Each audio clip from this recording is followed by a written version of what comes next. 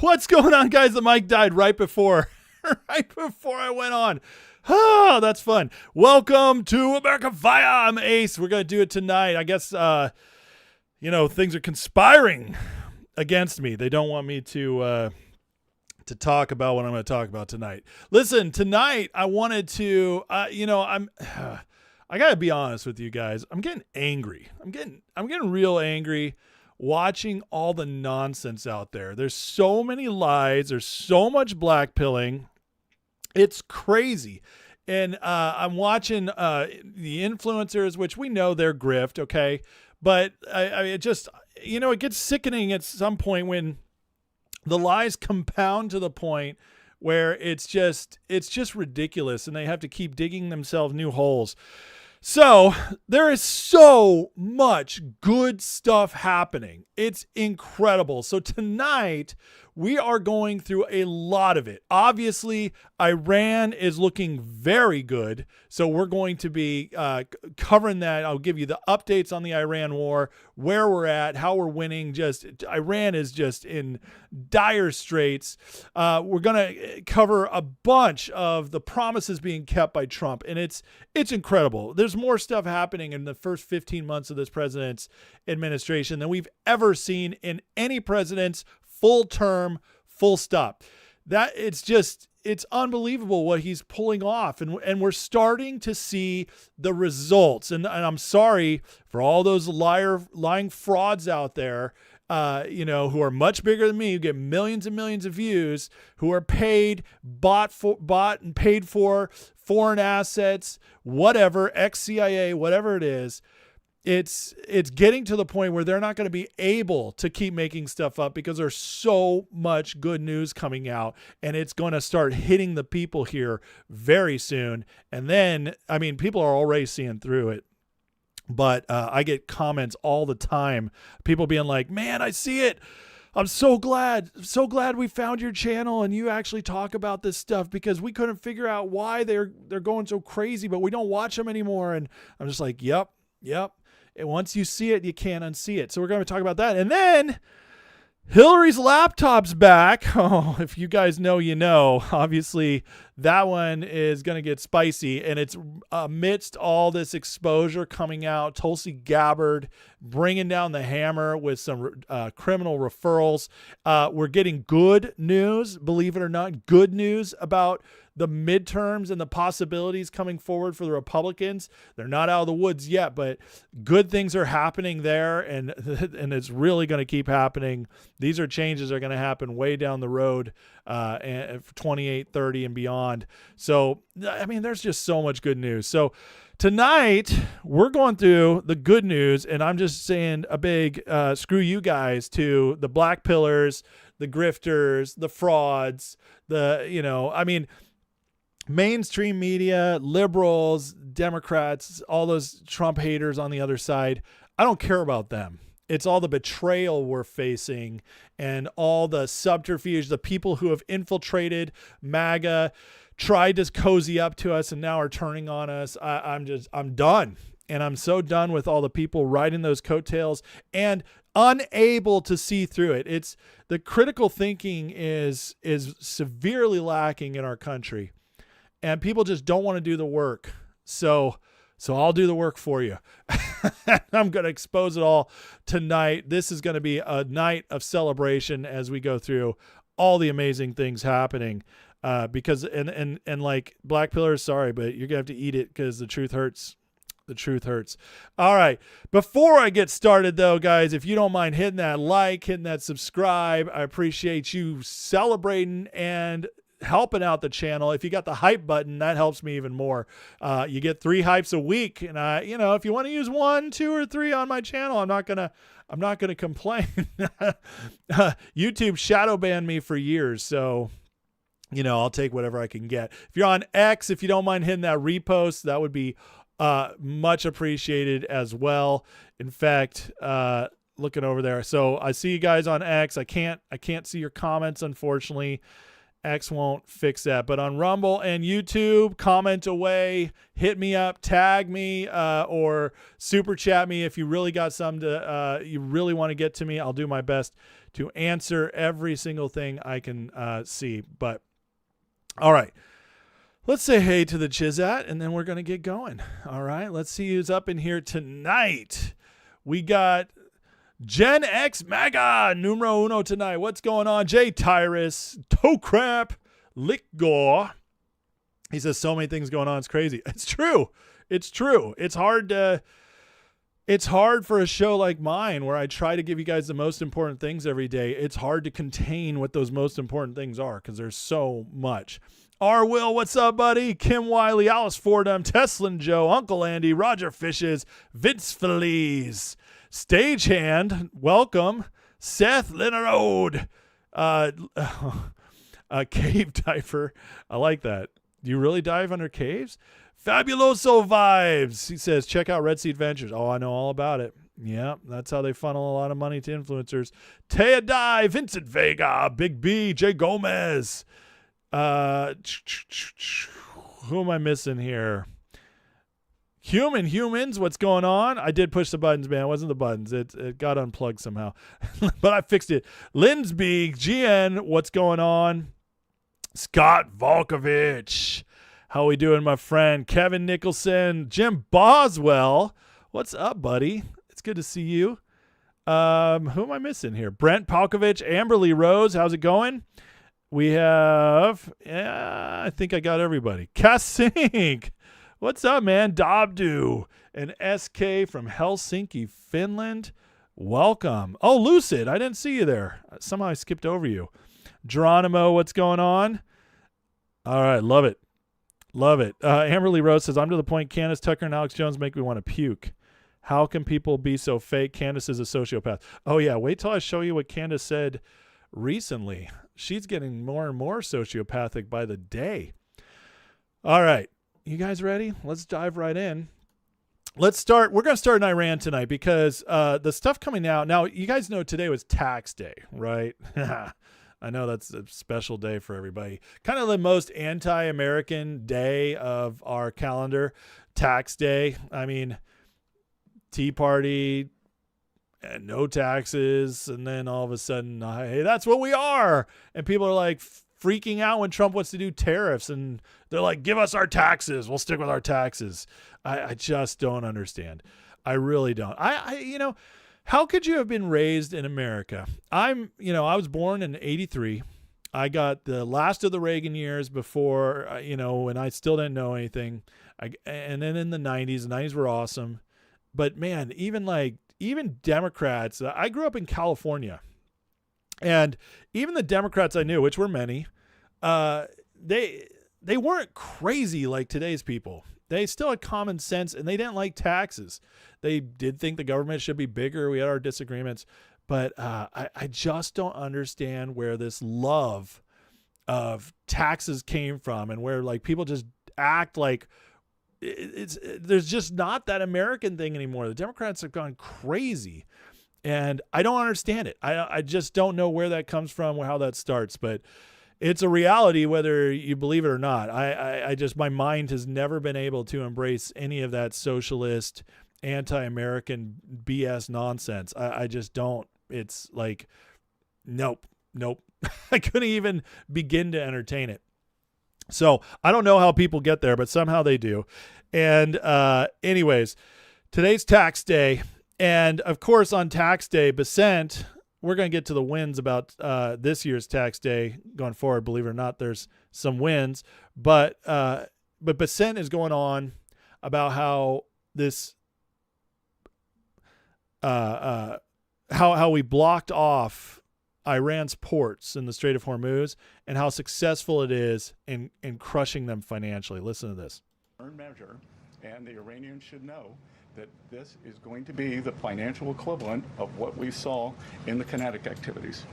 And that pressure is already adding up. According to the Foundation for the Defense of Democracies, the blockade itself could cost Iran. Look at that. 430 million per day, 276 million lost oil and export revenue, 159 million disrupted imports, 13 billion per month. We talked about this a little bit last night, but today Iran is started freaking out a little bit, and China started coming along freaking out as well. Here's Jesse talking about that. Iranians want round 2 of peace talks. And the Chinese are begging him to go back to Pakistan because now Beijing starting to feel the heat. 2 Chinese banks received letters from the U.S. Treasury. I'm not going to identify the banks, There's Scott but again. we told them that if we can prove that there is Iranian money flowing through your accounts, then we are willing to put on secondary sanctions. Xi Jinping got a bit prickly about the embargo. Now wants the whole war over. He sent a letter to Trump, a love letter. He's somebody that needs oil. We don't. He's somebody I get along with very well. Just wrote me a beautiful letter. He wrote you a letter? Yeah, he did. He responded to a letter that I wrote because I had heard that China is giving weapons to, I mean, you're seeing it all over the place, to Iran, that China's Did he giving say he's weapons. giving them? Yeah, and I wrote him a letter asking him not to do that. And he wrote me a letter saying that essentially he's not doing that. Trump says the Chinese are actually happy that we're opening up the strait, saying this: Xi will give me a big fat hug when I get there in a few weeks. Beijing can't buy any more cheap sanctioned Iranian oil, and now every Chinese trade route to the west is controlled by the U.S. Navy. Wow. But the Chi-Coms are welcome to buy American. Did you hear that statement right there? We're forcing the Chinese to buy American. It's so beautiful. I think of that that meme where it's like, it's so beautiful. And they already are. The U.S. oil market is open for business, and it is booming. Big oil just had its biggest payday in history. The United States just hit an all-time high all week, exporting 5 million barrels a day. Over 100 tankers are lining up off the Gulf of America to get their frantic little hands on our sweet, sweet crude. And it's not just crude. We're shipping everything from gas, jet fuel, diesel at record levels. And we're getting over 1 million barrels a day from our new amigos in Venezuela. Oil futures for June just dropped into the 80s. Prices at the pump are down from last week's highs and still falling. If you told That's me that we incredible. were going to be at only $92 a barrel, $92 a barrel, I would have been very surprised.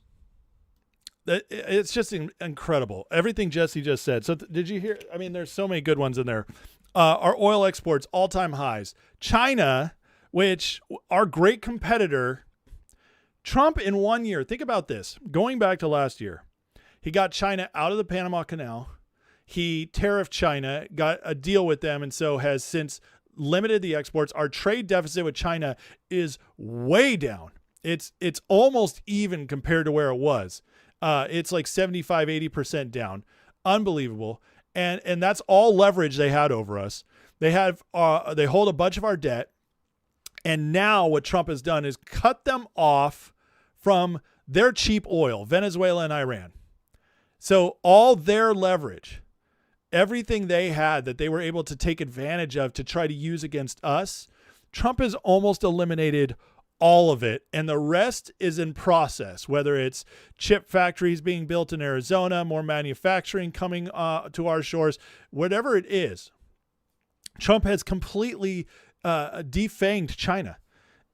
It's incredible. And this is what's so crazy about this is that none of the influencer types are talking about this. When they're all mad about Trump said no new wars, and they're using that Trump's owned by Israel, they never talk about any of this. And it just tells me that these people, I watched a lot of them, before in the Biden years. I liked Dave Smith. He's gone full retard, but I liked him at the time. He had some good stuff, especially when he was on like Rogan. Tucker was great in 22, 23, 24. Excellent. Megyn Kelly had some good stuff, 24. And I was like, man, maybe these guys have changed. Like they were good for so long. We're talking years in a row, just doing great work. And even I was listening to them, especially during the election. I was like, I like what you guys are doing. This is good stuff. You're right on it. Then this all happens. And they go full Israel tard. Okay. And there's honest criticisms of Israel for sure, but not to the extent these people have gone. It's insane. And to ignore the fact that even if Israel has a smidgen of the amount of control they claim that they have. They're still not anywhere close to they haven't caused close to the damage to us that China has done or taken advantage of us that way. Or City of London, which nobody talks about City of London because they're all owned by City of London, of course. But China was an easy target, right? Unless, well, I don't, maybe some of that China money made its way over too. Who knows? But what I can tell you is that these are obvious things. Obvious. The City of London stuff, you got to do a little digging. The China benefits that we're getting in our competition with China is obvious. How is nobody talking about this? Why is Trump and to some small extent Fox News and then just a handful of influencers left out of the dozens and dozens who were touting Trump, voting for Trump, MAGA-ish, out of all of them, there's a handful left to actually talk about this stuff. But it's like, it's one of the biggest wins we've ever had. And that's not hyperbole. That's truth. Our entire existence as a country, especially in the modern age, okay, we've rarely had wins this big where we are literally making an enemy, an adversary of ours, just completely diminished and doing it without full-on war, without even a full-on Cold War with them. It's honestly a miracle. It's one of the most masterful genius strokes we've ever seen by a leader. And in modern times, it is the most masterful stroke we've seen by a leader. It's even more impressive than Reagan's ramping up the military production to try to make the Soviet Union go bankrupt, which, don't get me wrong, the Soviet Union at the time was a bigger threat to us than China, especially because they were outwardly more adversarial with us. And they were actually taking over countries and stuff. Soviet Union was still a bigger problem at the time. Do not get me wrong on that. It was a bigger win when he did it, but I'm talking about the tactics Trump's used here. He's basically, Trump's been back in office 15 months after 4 years of Biden letting everybody rape and pillage our country. 4 years of that. 4 years of degrading our defenses, degrading our culture at the fastest pace we've ever seen. Letting all our enemies just have a heyday with with us. And Trump comes in and fixes it. And some of these problems, like Biden accelerated them, but they've been going on for 40, 50, 60 years. Trump's fixing them in 15 months. Guys, it's incredible. And the fact nobody's like, how it's frustrating. It's very frustrating because I consider myself, I do this part-time. Okay. I work a day job. I'm a family man. I do this at night. How am I seeing all this stuff and reporting on all this stuff? And nobody, it's crazy. And it's more proof that they're just lying to us. They're grifting. That's what it comes down to. They're grifting, they're shilling, and they're infiltrating us. That's what comes down to. Look at this. Iran announces a suspension of all petrochemical exports until further notice. That's admitting defeat. It's saying that the blockade you put up, it's working and we can't do anything. It's crazy how much we're winning here. Iran, the big bad number 3, China, big bad number 1, just completely done. Here's Stephen Miller giving us some more insight into it. This embargo is... For some reason, the volume on all these is all of a sudden a quarter, and I don't understand why. Let's try that again. This embargo is squeezing the economic life out of the Iranian regime. Do this to Iran indefinitely. We don't need it. We're good. And then these powerful words he says, but he said we have, I think the quote's right up here. Trump knows American oil is the most important currency in the world. So we went go back to the Obama years. Everybody, it was like, oil's running out. We got to go green. The oil, we'll never have oil again. We got to import. Getting oil prices soaring. America's we stopped refining a bunch. We're definitely not drilling. All the talk is we're going to run out of oil in 100 years, and just doom. I don't even know what this doom saying all over the place, and just convincing all of us that we're at the end. Climate change is coming. We have 30 years if we don't stop, maybe. Al Gore back in 2005, An Inconvenient Truth. We have 9 years to fix it all. This is what we lived under for 20, 25, 30 years. I mean, I was in school in the 90s. They were talking about acid rain and the rainforest is almost completely gone, and the ozone layer is it's crazy how much we've been lied to. And now, here we are in 2026, and we have so much oil, we don't know what to do with it. We have oil, and I'm telling you right now, I don't think we ever will run out of oil. I don't think we will. And if you study it, you realize like oil is actually like the lifeblood of the earth. It just keeps being renewed over and over again. Wells that dried up in the 70s are going back to them, and they're completely full again. It's like water. It's just like it's in the system. It just keeps coming back. We're never going to run out of oil. They'd like us to think so. Why? Because they wanted us to go poor and hungry and be locked up and be able to control our cars, the electronic switches. That's what they wanted. And it's all fallen apart for them. And Trump comes in, and it's the first president of my life. Now, I don't remember Reagan. I didn't live under Reagan. I did. I was too young to remember. But I've studied Reagan. And Reagan is the only other president of my lifetime who had an abundance mindset. Everybody else, it's scarcity mindset. It is amazing the difference of living under a leader who has abundance mindset versus scarcity mindset. Abundance is we have it, we're going to use it, we're going to leverage it. And if we have problems, we'll figure them out. That's abundance mindset. Scarcity mindset is look at all these problems. We better stop doing everything. Be scared, live scared. Let's put up boundaries. Let's worry about problems that aren't even here yet. That's scarcity mindset. It's also called poverty mentality. It separates the successful from the welfare recipients. It just does. You know, obviously that's not 100%, but you guys know what I mean. In general terms, we have an abundance mindset now and an optimist in the White House, and look what's happening.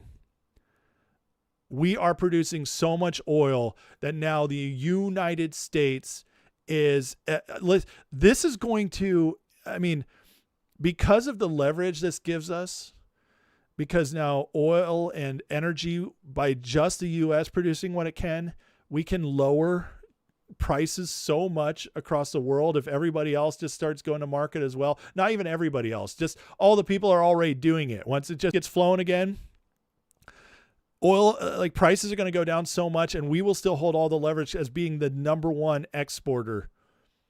And guess what, guys? You know what happens when you,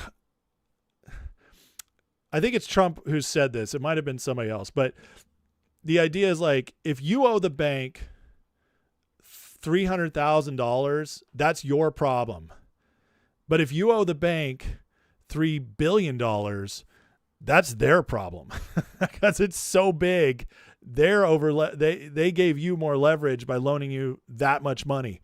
Well, when you look at our national debt, the trillions and trillions and trillions of dollars that these other countries hold, guess what? They need us.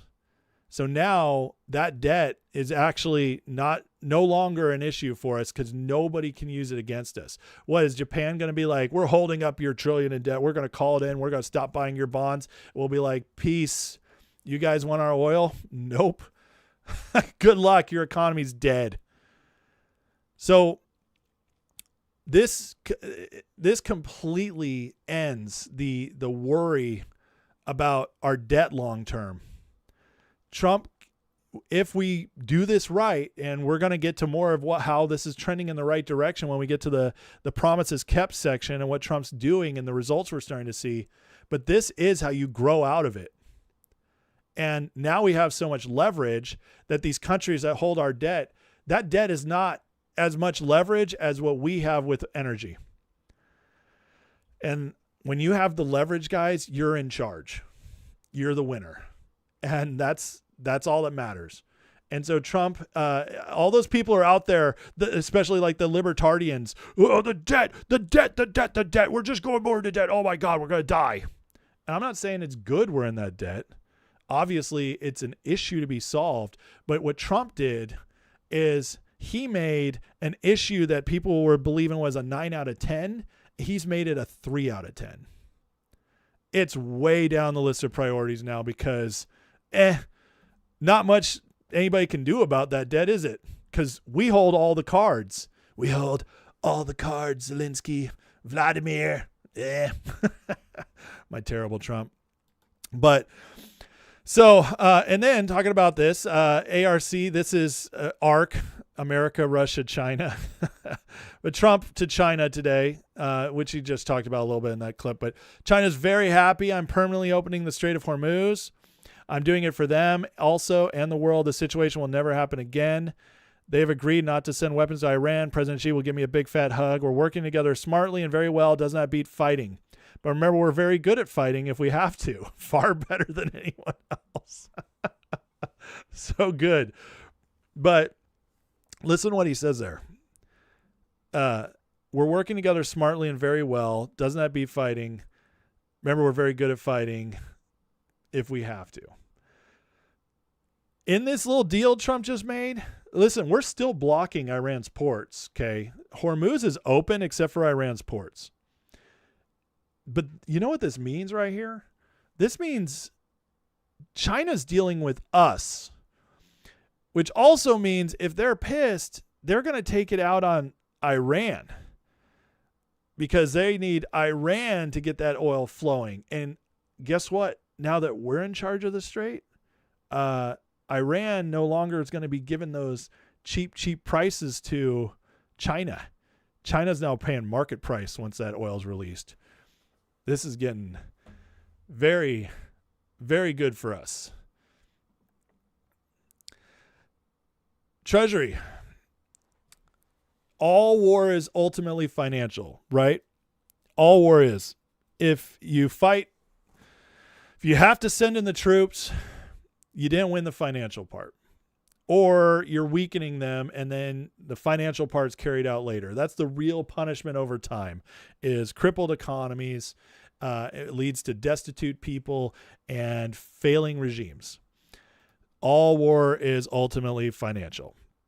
So Trump knows this. This is why he leverages finance so well against everybody. That's the idea of the tariffs, all that. So Scott Bessent now, we're finding out that they actually are having a whole deal going on in Iran while fighting them financially as well as bombing them. Treasury's moving aggressively with economic fury. I love it. Epic fury, economic fury. It's so good. By targeting regime elites like the Shamkhani family attempted to profit at the expense of the Iranian people. Under POTUS leadership, Treasury will continue to cut off Iran's illicit smuggling and terror proxy networks. They're intercepting their cash to the terrorist networks. This is incredible stuff. Financial institutions should be on notice. Treasury will leverage all tools and authorities, including secondary sanctions, against those that continue to support Tehran's terrorist activities. In other words, you guys fund Iran. You guys let Tehran fund terrorists. We ain't doing business with you. And guess who's the big daddy in the world right now with oil and natural gas? These guys. Good luck. The amount of power the United States has right now is, I don't think we've been in this position of power since the end of World War II. I think that's the last time we were this powerful. And you could argue worldwide that even then the Soviet Union was more powerful than China is now. You can make that argument. So you could make the argument that the United States right now, in this moment under Trump, is the most powerful it's ever been compared to the rest of the world. Doesn't mean we don't have our problems here at home. But you know what gets easier to fix at home? What makes everything better, easier to fix at home, when everything out there is all cleaned up and you own it all. I mean, you're the man on the street that everybody needs to come to. We're like the Godfather of the world right now. You know, well, man, I'll do some deal with you if you'll just come and kiss my ring. You know, if otherwise we might have to go to the mattresses. But I'll do a deal with you. I will. You're like family to me. City of London? No.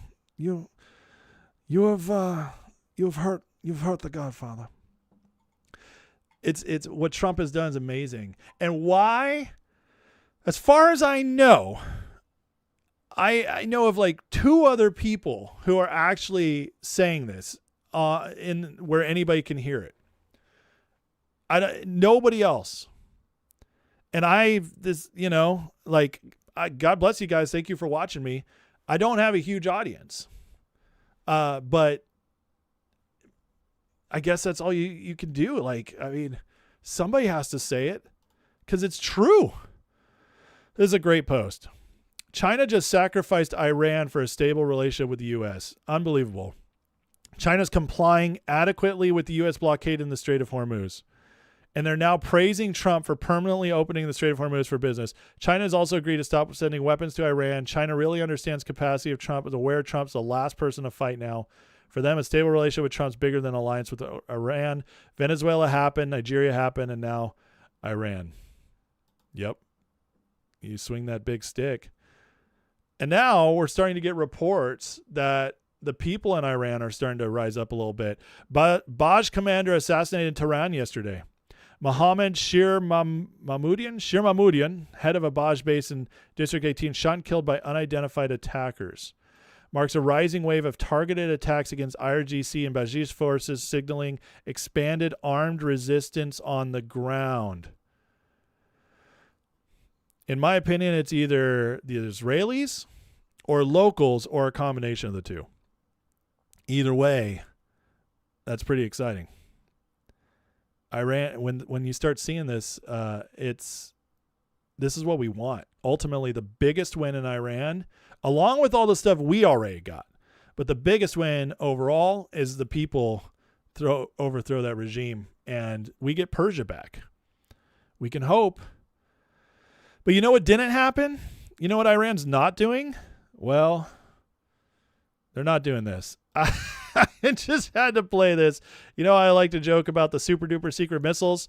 Well, this clip came across me today, and I just wanted to remind everybody what these people were saying at the beginning of the war that Iran was going to do, and how absolutely wrong they were, and how retarded they look looking backwards. Listen to this. They have the ability to defend the nest, and they have the ability to defend themselves against conventional missiles. There's no clear defense against a hypersonic missile. The Iranians have them. They've purchased them from the Chinese. They've also purchased the super duper super secret hypersonic super exploding. You can't fight them missiles.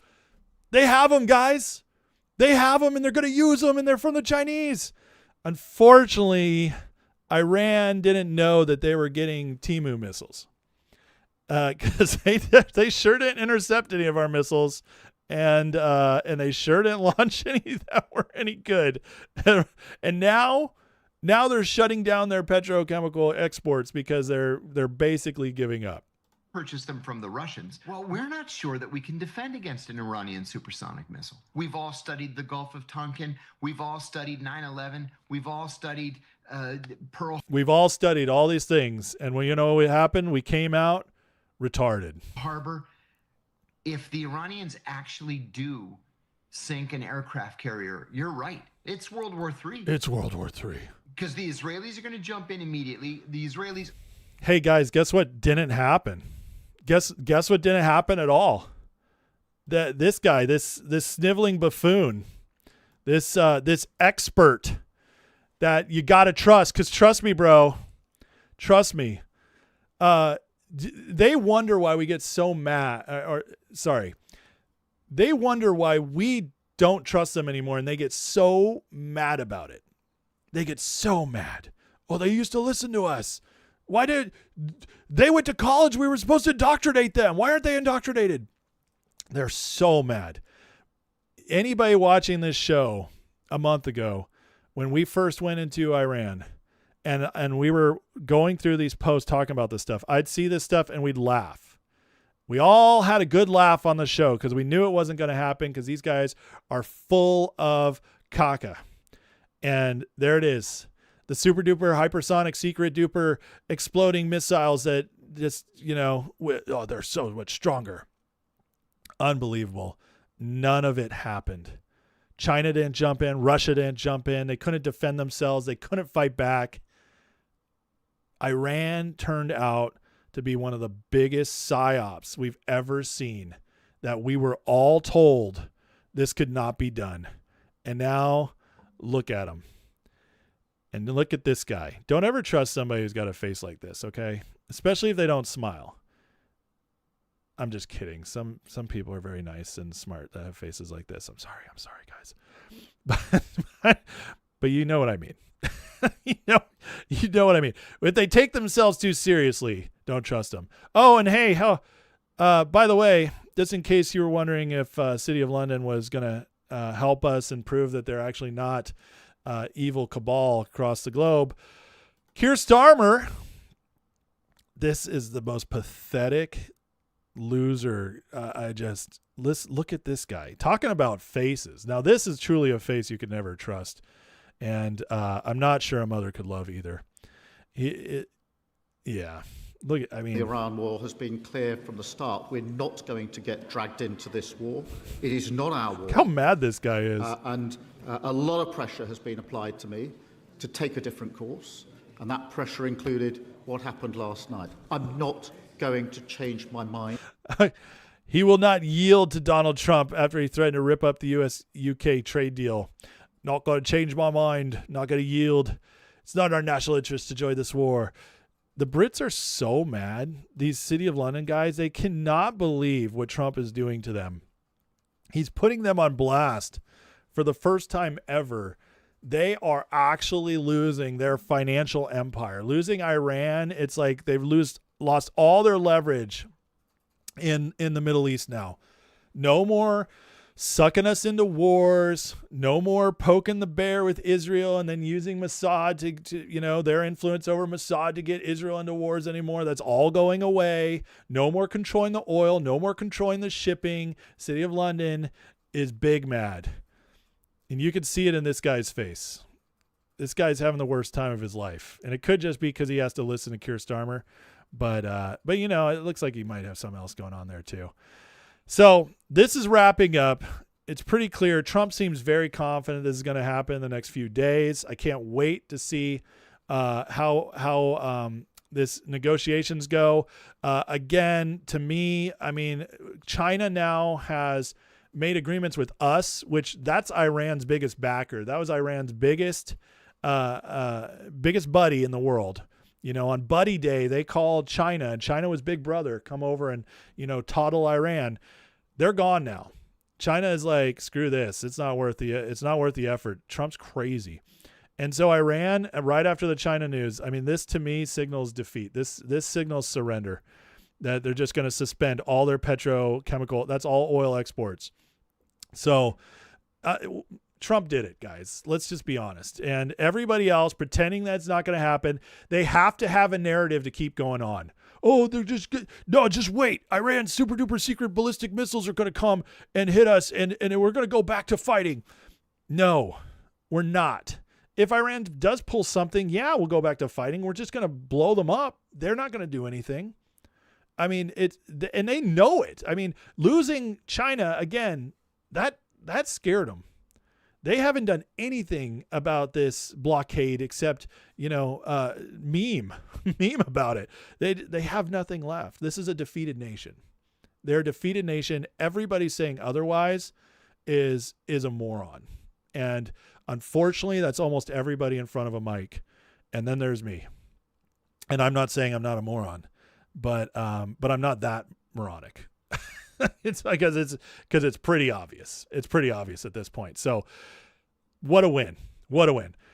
Okay, let me take a break for a second because I want to get into this next part where I'm going to cover a ton of wins Trump has got racking up on this tax day 2026. Stuff that's just it makes me just almost want to cry tears of joy because I just never thought in my life before Trump we'd actually see some of this stuff happening. But I do want to talk to the chat for a second. I did get a super chat from Lichgor's $20 super chat. It says Jeremiah 5:21 addresses foolish and senseless people who have eyes don't see, have ears don't hear, contrasting physical senses, lack of spiritual understanding. Amen, Lichgor. I love that. Great post. Thank you for the $20. Very appreciated. Thank you so much. Let me go and see if I was tagged in anything before we move on. Lots of new people in the chat. Welcome to the chat, guys. Hey, please hit that like. Please hit that subscribe. I greatly appreciate you watching.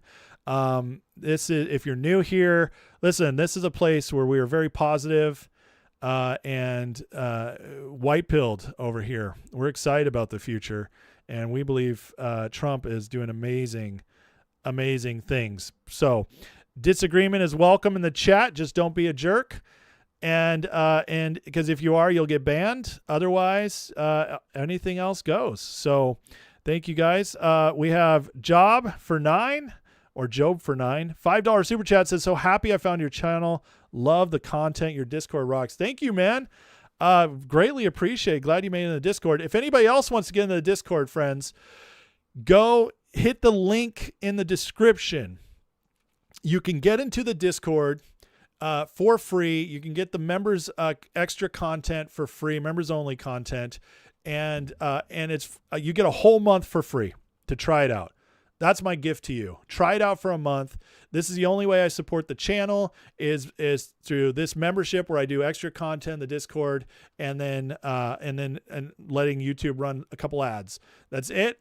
I don't do product placement. I don't do anything like that. So I do this part-time.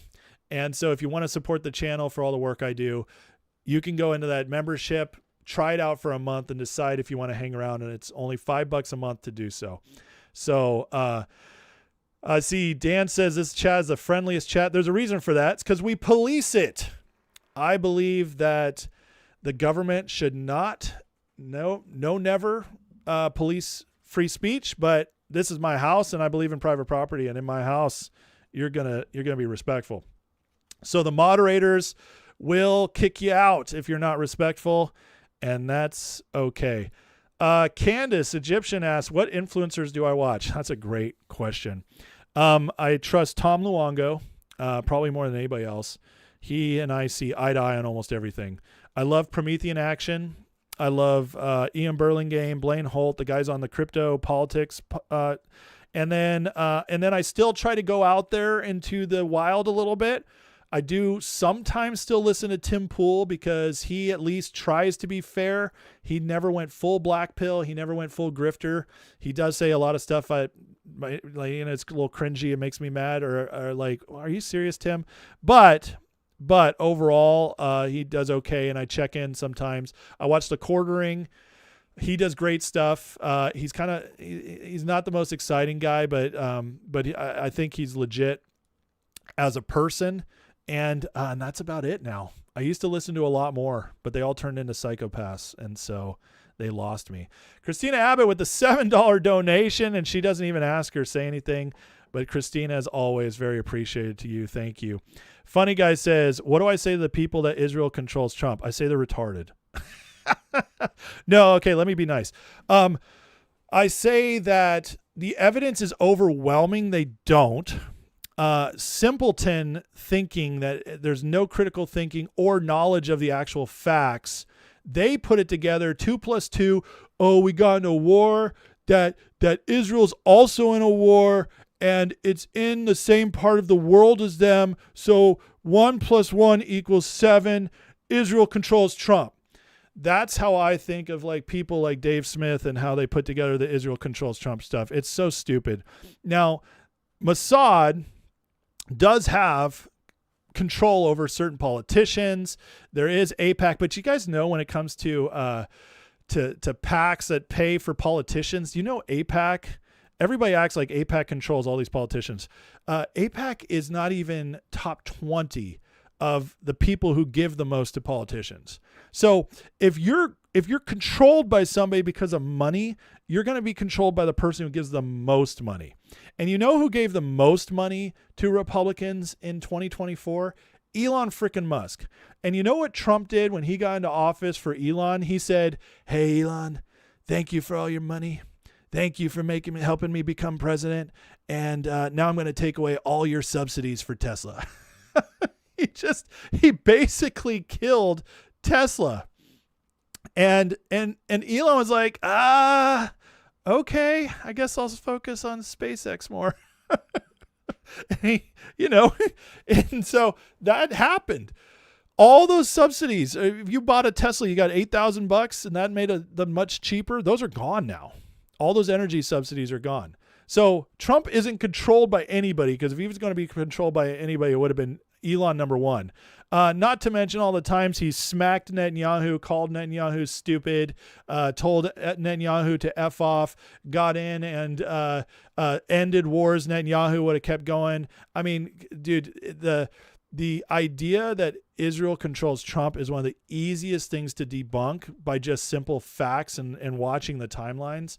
But people don't care about that because it's not a fun narrative. And, you got to get those groypers to watch your show. So there's always that. Peter says, who's the best senator to be Senate leader? Thune must go. Well, there's who would be best and there's who actually has a chance.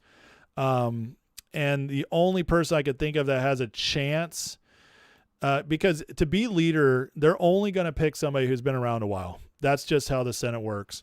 Maybe we get a MAGA Senate in like 2 or 3 more cycles, because Senate's got 6 years each. It takes a while to weed them all out. So maybe in 2 or 3 cycles, we get a new Senate that'll take a risk on a younger guy or a younger woman that's super MAGA. But I mean, I would love to see like Josh Hawley. He would be awesome. But that's just not going to happen. So we just got to weed them out first and get some new blood in. There's maybe out of the 53 Republican senators, maybe 15 to 20 of them are MAGA, and most of them are young and haven't been there very long. So we just don't really have much of a chance there right now. So let's see here. Uncle Andy says, reevaluate the quartering. I'll look at them. I'm always looking at them. I'm like these guys, I'm always evaluating. So I don't know what you guys are. I missed this one thing you're talking about. I'm just talking about his political takes, what I've seen. So, but if I see it and I notice something up with that, I'll look.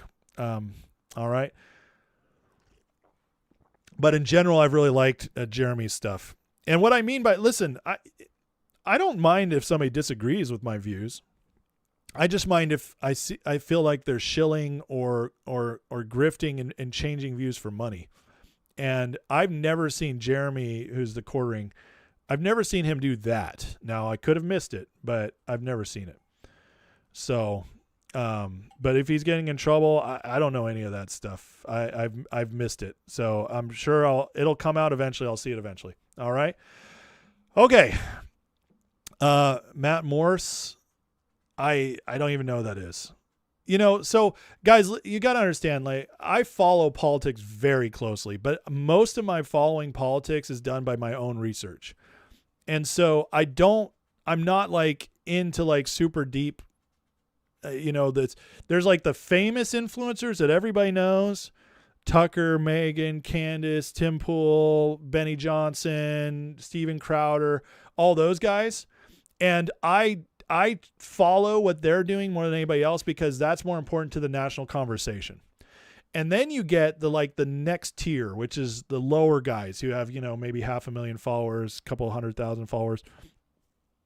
And I just there's not many of those I follow. I follow Praying Medic, but he doesn't really do videos anymore. And then, like I said, the Tom Luongo Promethean action types. And I just don't have time for anybody else. I don't. And I only try to listen to stuff now where I'm either trying to figure out what the narrative's going on is, or I'm trying to learn. And a lot of these guys, I got to be honest with you, a lot of the like Q influencers and stuff, which I agree with a lot of what they say, but I don't feel like I learn anything from them. And so I don't listen to them. Okay. So maybe Matt Morris is based. He was just on Tim Pool tonight, wasn't he? Or last night? That's, I think, the only time I saw him. I didn't really like everything he was saying, to be honest with you guys. I thought he was a little anti-Trump. And I also didn't like, well, anyways, we'll talk about it another time. Rich Does Politics is my favorite out of all of them. So, Liberal Hive Mind's pretty good. But again, I don't learn anything from him. He just does a good job of putting together stuff that I've already put together. So and I'm not saying these people are not good. Okay. I'm not saying that.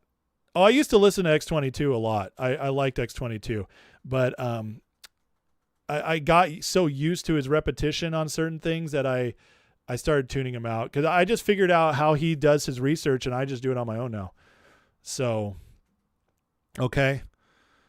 But yeah, I try not to listen to everything too, guys, because I want my own takes, I do. So, and there's only so much time in a day. But I'll look at Matt Morris a little bit more, and I'll see. I'm sorry. If I said he's anti-Trump, I said the wrong thing. And I don't know if it was him. All right. So cause I don't know him. All right. So anyways, a lot of these guys, I'm sure they're good. I'll look up Matt Morris, and I'll see what I think. But again, like, some of these guys are like me, who are kind of like going through the news and giving you their takes, and that's fine, but that doesn't do much for me. Do you understand? Because I'm already doing that. So if that's what he does, and even if he's great, it's probably not going to be somebody I'm going to listen to very much. I want people who are doing the really, really deep dives and tell me stuff that I don't know, or make me think about things I don't know. And that's what I try to listen to. Cause you guys, like, I'm a freak. Okay. And let me explain how I'm a freak, and then we're going to get to the next segment. I'm a freak because I see all this news stuff on X, and it's easy for me to interpret it. And that's not most people. I understand exactly what's going on when I see this stuff. And it's just because I have a trained eye, and I've been doing this stuff for 25 years, and I have a long history studying history and politics. And so it's so easy for me. So I need the deeper stuff to keep me interested, and I can just follow this. Okay. I know Derek Johnson. He's fine. I'm not a fan, just because his content, I think, is kind of boring, but he's fine. I mean, I don't have anything against him. I just don't find him interesting. All right. So I didn't say I love quartering guys. I say I check in with the guys who are, okay. I'll explain it one more time, and then we're going to get moving on. Okay.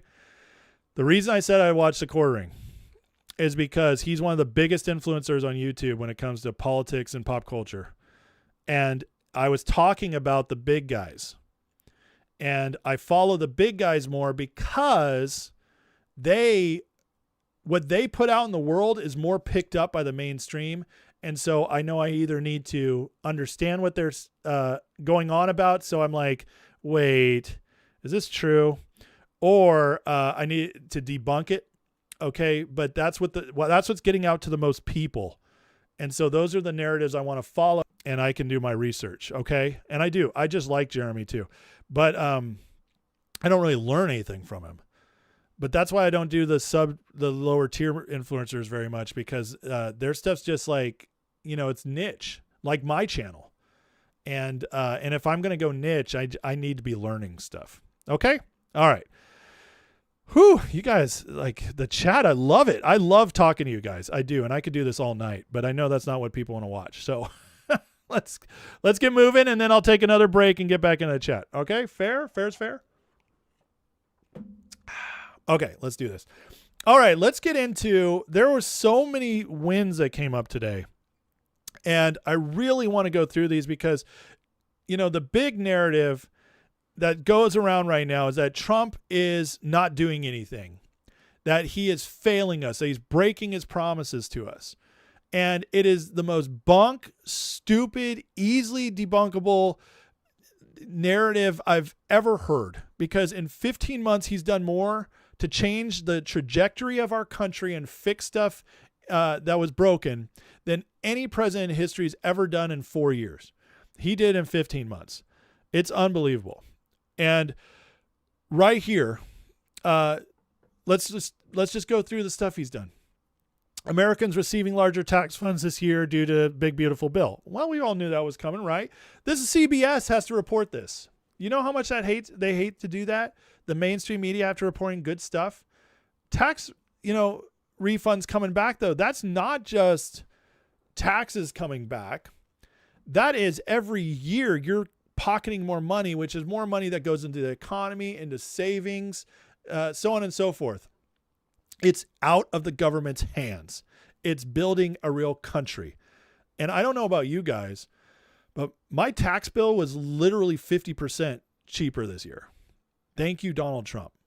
I didn't get a refund. I would have loved to, but I had a son past the age of getting the full child credit now, so now I'm paying. But But anyways, I have 6 kids, for those who don't know. So I get a big child tax credit. It's nice. But anyways, it was cut in half. And so thank you, Donald Trump. Everybody's getting more money back. That's a beautiful thing. And I can tell you that in business, the businesses are getting even more of a tax rebate because the capital gains went down, QBI went down. They've reintroduced full 100% expensing, and now they're freeing up the SBA loans so more small businesses can get started. We are just at the beginning of this, guys. It's incredible. And that impact on the economy, there's going to be a lag. And so everybody's just getting that money and realizing what they're saving now. That money is going to start going into the economy. And in 2 months, 3 months, 6 months, there's going to be a whole lot more money in this economy rising that tide. And it's going to look awesome. For those who don't know, just a good reminder, one of the great lies always is that the rich don't pay federal taxes, but they pretty much pay all the taxes. And it's just, to me, like, listen, I'm like, if you made your money, keep your money. I don't have anything against rich people, successful people. I want to be one of them. I will say that in our crony capitalist semi-socialist system, we have allowed corporations to take advantage of people, and that has led to a bunch of rich people who should not be as wealthy as they are, and has also increased the wealth gap. Did you guys, anybody know when the only time in the last 30 years the wealth gap has decreased? Anyone know? Bueller? 2019, after Trump's first tax cuts. Now in the One Big Beautiful Bill, we got a bigger one. That is going to start bringing more, or cutting this down more. And the deregulations, which are happening at 10-1, and now the Chevron doctrine's gone too. Thank you, Supreme Court. That is all going to unleash massive deregulation, which is going to allow small businesses to rise up quicker and challenge big businesses. Because, one of the big lies is that regulations rein in corporations, but that's just not true. Because big corporations can handle more regulations. And this is why the big businesses, the big corporations, they love regulation, because regulations choke out the little guy who can't afford them. And that's one of the big lies that they try to tell you in business school and, commie colleges.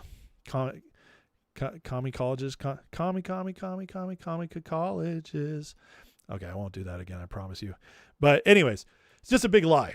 So just a good reminder that that this is a system completely incentivized to keep you low. So, and punish you for your success. And just a good reminder for that complete opposite of what America was founded on. Look at these numbers. Now, yesterday, inflation came in way below expectations, way below, like 25% below expectations. Shocked everybody. They thought because of the war, because of oil, they were going to get to do a big happy dance about how inflation was going way back up, and they were going to be able to tell Trump that he sucks. And instead, inflation way below. And now today we get the import-export prices. Import price index, which we were all told was going to skyrocket due to tariffs. Trump's going to kill the economy. Less than 1% month over month. Expected 2.3. What did Scott Bessent Trump say? Tariffs are not inflationary. It's just a one-time hit. Well, they're being proven completely right. And now it's coming in way less than expected. Exports, on the other hand, which is where we make our money selling to the world, came in over expectations, 1.6 to 1.5. So thank you, Donald Trump, for trade deals and tariffs that are making America more money and getting our prices month to month, that price increase much lower than expected. That's pretty incredible. Pretty incredible. So just an insane lie they've been parroting around, and the data is starting to disprove it. Now, they got away. They got away with all these lies for the first year because economics takes time. Once you implement, we have a massive economy, the biggest economy in world history. You implement a major change, it takes months for the results to be seen. It's downstream. Well, you can get away with a lot of lies during that time, and they did. Trump hasn't fixed anything with this economy. He's focused on overseas only. It's terrible. Affordability. Meanwhile, we were all still living under Biden's economy because all Trump's stuff hadn't kicked in yet. I mean, the oil prices went down. There's a couple things that were like immediate impact, egg prices, but the overall economy, that's a slow-moving machine. It takes time. And so most of our economy, most of our prices, inflation, all that, we were still dealing with the Biden policies. Now, every economist will tell you, every economist worth their salt will tell you, it takes 18 to 24 months for major economic policy to take effect. We're about to hit the 18-month mark. Well, actually, we're not even at the year mark of Big Beautiful Bill yet, but I digress. We're at about 18 months of Trump being in office, starting to deregulate, okay? We're going to start seeing that this summer. And I've been saying all along, by Q3, this economy should be roaring. And numbers like this give me a lot of hope. Just wait until Iran's finished and oil goes way back down again. Your pocketbooks are going to be feeling a lot better here soon, people. Check this out. Now, this is the other great win. Obviously, I did the Cato immigration study the other night, but it just gets better and better. This is also going to save our economy and make life so much better for us, because now we're not just giving it away to all these people who are just coming here without caring about our country, without wanting to actually be American. The processing for naturalizations is down over 60% from their peak. An average of 70 to 80K monthly to about 30K. So becoming a naturalized citizen is actually starting to mean something again, friends. Imagine that. Imagine that. It used to mean something to be an American, and Trump is bringing that back. Meanwhile, he's stopping the flood of cheap, uneducated labor coming in here that just hops on the welfare dole or defrauds us, which, you know, we'll get to that in a second. President Trump, remember when everybody's like, fix the H-1Bs, and he introduced this fee and they're like, that's not enough. That's not going to do anything. Well, Trump's new $100,000 H-1B visa application fee has caused a 90% reduction in visa applications. That means they're not even trying. That, my friends, is huge. That means in about 2 years, that whole flood of H-1B applicants, the people from India who we found are lying. I don't know if you guys saw this report where they could actually buy like their doctoral certificate. Like they didn't even go to school. They just bought it and then they come over here and get to be a doctor. Yeah, that's scary. Makes you wonder if you can trust your Indian doctor. I'm just saying, that's not racist. That's just a fact. And that's now down. This is going to have huge ramifications for the tech industry, so on and so forth. And I don't believe the lie that Americans won't do these jobs. We didn't do these jobs for a while because we didn't need to, or we were pushed out. But when you wouldn't need to work and all of a sudden that's the job that's available for you, you'll do it.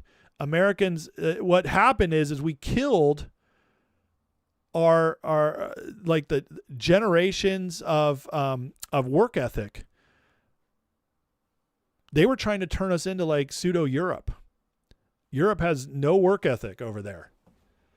And it's a deindustrialized country, and they did it all because, and what I mean by deindustrialized, they don't have any industry anymore. They just lived off of our dole and built this leisure lifestyle that they could get away with as long as we kept the good times rolling, as long as we paid for the military by being their military in NATO, so on and so forth. That's ending. In America, we started importing all these people to cheap labor, and when people couldn't get jobs anymore, or they weren't forced to pay people real wages, those people were like, I can't find a job. And the government was like, cool, here's more welfare. And that's how you kill a work ethic. But you start taking the welfare away and you start bringing the jobs back. Well, in about 5 to 10 years, we will adjust, and all those punk kids who didn't have a work ethic are going to be forced to have a work ethic because daddy daycare government isn't going to be paying for them no more. And that's how you rebuild a work ethic. It's not gone forever. That's nonsense. Anybody who believes that is just total black pill doomer. So, like when I was a kid, I grew up American. I wasn't wealthy. My parents were right on the very bottom of middle class, low middle class, but I had a good life. And I tell you what, I did some crap jobs because I just wanted or needed to make a buck. And I was willing to do it. And I'm glad I did. Taught me a lot of character. Now, all that's going on. Immigration is massively successful, and it will change our country down the road. What Trump's doing is going to have a generational impact. Taxes and deregulation, the downsizing of our government, generational impact. And now the fraud, cleaning up the welfare system, cleaning up the gross expenditures, and cleaning out the trash, people who came here just to live off us. Listen to this exchange as a Democrat grills Russ Vought, who's trying to get rid of the fraud, and just listen to what they say about these numbers. And the numbers are shocking, but then listen how flippant the Democrat is about it, and versus what Russ Vought, who's Trump's guy, trying to clean up, how he talks about it.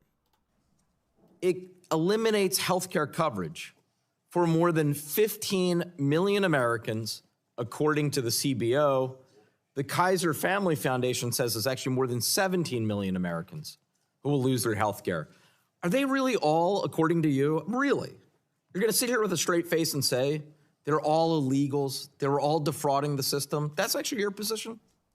Yes, with regard to the people that... Hold on, let me go back to that. That's so good. He's like, that's actually your position. He's trying to do a gotcha. And Russ Vought's just like, yup, this is excellent. Yes. With regard to the people that have lost that. I mean, that's laughable. I'm sorry, I'll give you a chance. It's not laughable. Do you see what this guy's doing? I mean, this is how Democrats do it. They can't present real arguments. They don't care about real numbers. It's not just Democrats, but it's mostly Democrats. It's just playing a game. He's like, he's playing a game. And Russ Vought is like, no, this is business. chance to You had respond. a number of issues with regard to your comments there. Wait. Let me just. Number one. Sorry, when you look wait. at Well, these- reclaiming my time. I just want to be clear. I'm citing. We acknowledge the CBO figure. That's where I'm getting the 15 million from, and the Kaiser Family Foundation says 17 million. You're saying none of them are legitimately on this, even though we had one of them actually testify before us I at didn't this say committee. all of them are illegals. I said there's also the benefit of people returning to the workforce because they are able-bodied individuals, or they should not have been. How beautiful is that to hear? Oh, we're going to actually make people work again who are able-bodied. I just, it's like I'm running the country. That's how I feel. You know, people are like, how can you love Trump so much? It's like, oh, because he's doing stuff that I want to do. He put people in place that want to run the country the way I want it run. Yeah, I like that a lot. And on the system regardless because of the inability to address fraud in the aftermath of the Okay, so they're all either illegals or defrauding the system. Well, that's certainly not a provocative statement that we have fraud all over the country, is it, Mr. Ranking Member? Why are, I imagine there are fraud and He's got to be like, well, of course there's some fraud. Anyways, just a joke. These testimonies they're fascinating, and you know, if you're a crazy person like I am, you actually kind of enjoy watching them. But I hate the reclaiming my time thing. That always drives me nuts. But we're going after the fraud, and you see they're very serious about it, and the Democrats hate it. Well, here's what J.D. Vance is already accomplishing in L.A. The anti-fraud task force led by Vice President J.D. Vance has suspended 447 hospices and 23 home health agencies suspected of fraud right here in Los Angeles. The total fraud estimated at more than $600 million so far. We talked about that recently with the CMS Administrator, Dr. Mehmet Oz.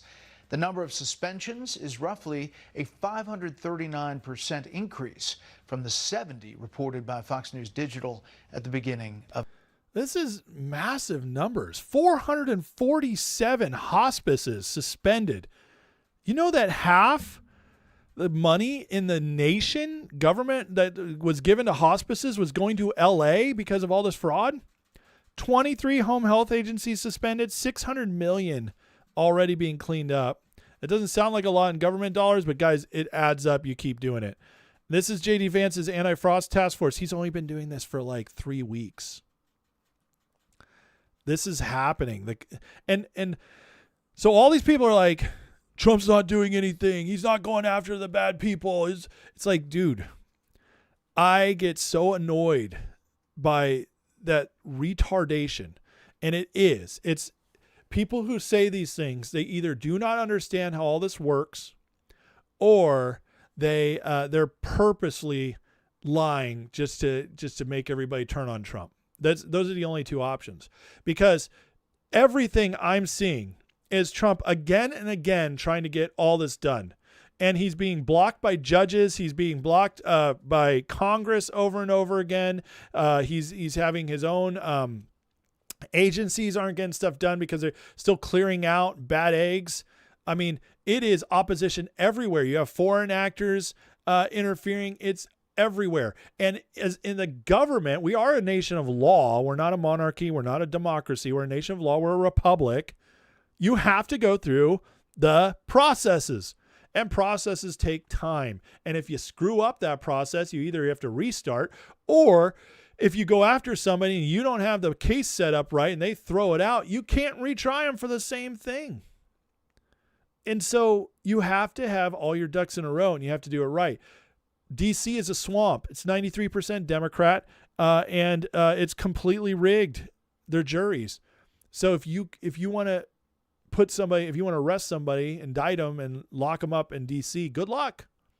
You have to build cases outside of that, and they have to be airtight when it's a big name. So that takes time. Meanwhile, you can go after the little guys easy. Clean it up then. Save us money in the meantime. Clean up our streets. Crime is at a 100-year low after last year. And there's a lot of reasons for that. All the arrests the FBI is doing, the ramping up of crime, the National Guard they stationed in certain cities. Also, the getting rid of immigrants and the illegals. And look, my father was an immigrant. Came over, he was 5 months old, went through Ellis Island, and he was Austrian, and I was born in America, and my father wasn't. And that's awesome. My mom was, but look I love immigration. Immigration is a wonderful thing. If it's legal, if it's a process, and if the people coming here want to be American, that's what matters. And I can say that as a son of an immigrant. That's, so get all these other people out. They have no value for it. And if you don't have value for our country, get out. But that's cleaning up so much. But again, it's only been 15 months. Chill, people.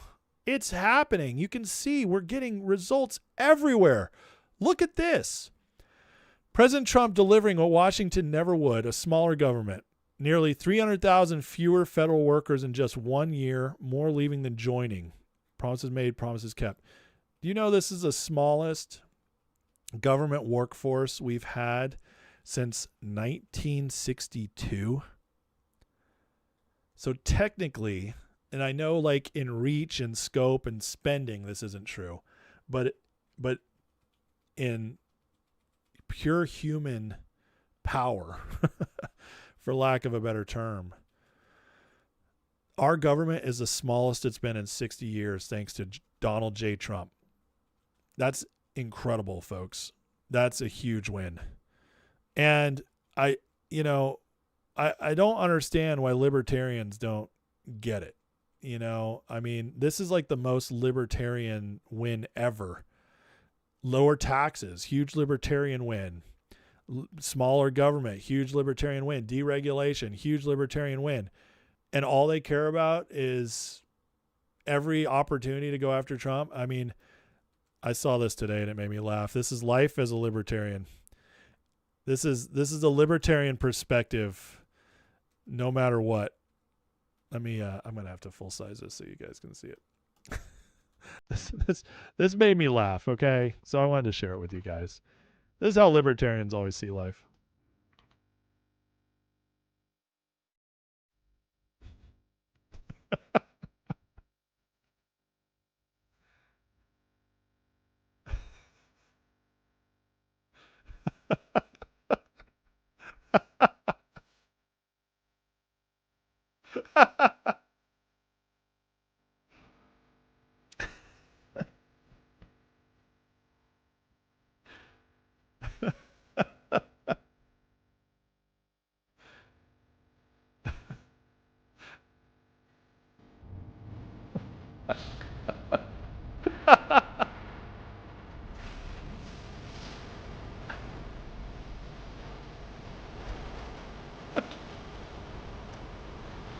This is so smart.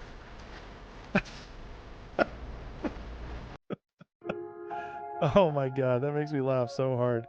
Isn't it true? Like every libertarian we know is just always blackpilled about everything. That's it's just they can't win. They can't win. And so anyways, that just that killed me. And now you guys know why I call them libertarians. That is just always focus on the worst things and every little thing that's wrong. All right, a couple other things that's coming great. We have I'm sorry, that's funny. You know what? I'll watch it one more time. I'm sorry. It's so funny. It's only 50 seconds. I hope the music's not copyrighted.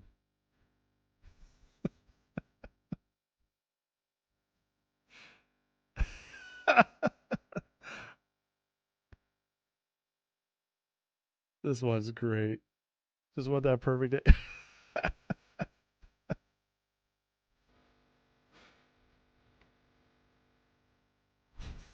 It's stuck.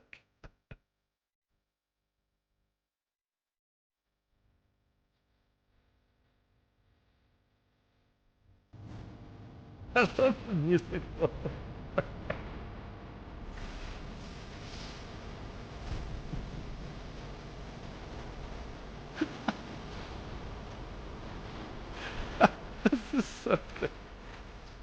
People are geniuses, man. Whoever came up with that. Oh, so good. Well, speaking of lower prices, Trump is going to try to get the abortion, and he's now saying he's willing to fire Jerome Powell if he won't step down. So, that's a win. And looking ahead to the economy, Warsh is a total. He's been wanting to reform the Fed forever. This guy is going to come in and really shake things up. So if you're looking at what Trump has kept saying, which is wanting to get rid of the income tax with tariffs and all that, well, he's going to have his guy at the Fed now who is really going to act very differently. He doesn't believe in quantitative easing, which means money printing. So if we go through anything economically, he's not going to print the money. He's going to let it go through its cycle, which that could completely fix our economy right there as well if we actually allow ourselves to go through a real economic cycle again. So I'm excited about this. I cannot wait till Warsh comes in. Powell's supposed to be out in May, and Trump might be getting ready to boot him if he refuses to step down. So get ready for that showdown. They're terrified of Warsh. Tom Tillis, who is the Republican that Trump's getting out, and from North Carolina, total rhino, he's saying he's going to block the nomination unless Trump stops investigating Powell. We'll see what happens there, but they're terrified of Warsh. And the Fed, Trump's basically working to end the Fed, and it's going to be very difficult to end the Fed. Okay, it's going to take time, and you're going to have a Congress behind you. So it's not going to happen this term. I'm just going to tell you guys that right now. If it does, if Trump finds a way, awesome. I'll love it. But I'm going to tell you that the Fed this is going to be a process. But what Warsh is going to do, and with Trump coming in, they will weaken it so much that it's not going to be the same. Trump loves to. It's like with the Department of Education. He couldn't abolish it without Congress. Congress wasn't going to abolish it. So what did Trump do?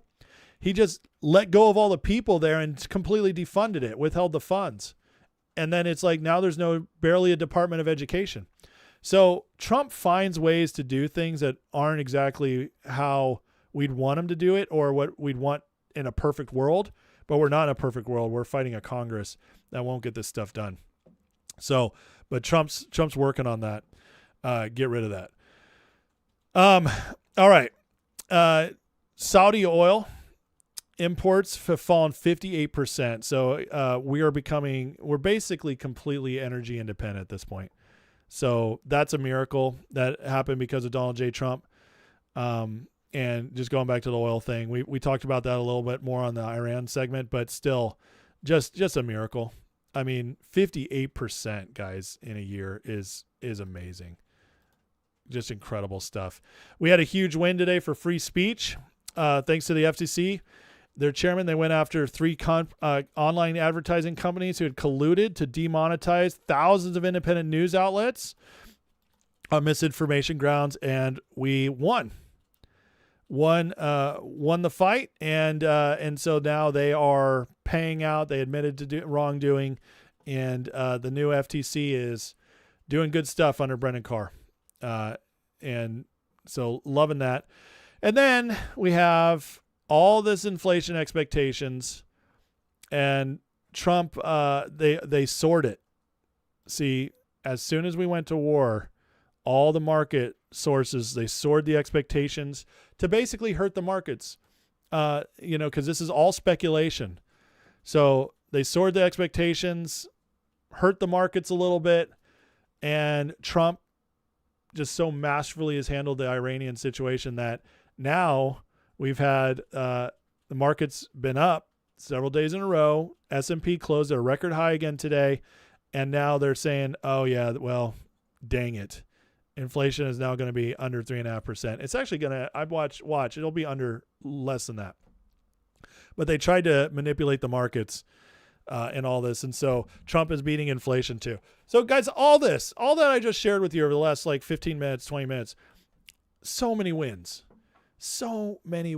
What this man is doing is incredible. And all of this alone that we've covered it would be enough for another president to say we had a very successful presidency. Trump has done it, and they all say Trump hasn't done anything. He sucks. All while the judges are against him, the Congress is against him, all that, and he still managed to pull off economic miracles, immigration miracles. It's like, wow. I mean, we don't have any idea how lucky we have it, but his promises not only were made, but they are being kept. And just imagine what else he's going to be able to pull off in the next 2 years and 9 months. I'm very excited. We're not even halfway done, folks. Not even halfway done with this term. So, all right.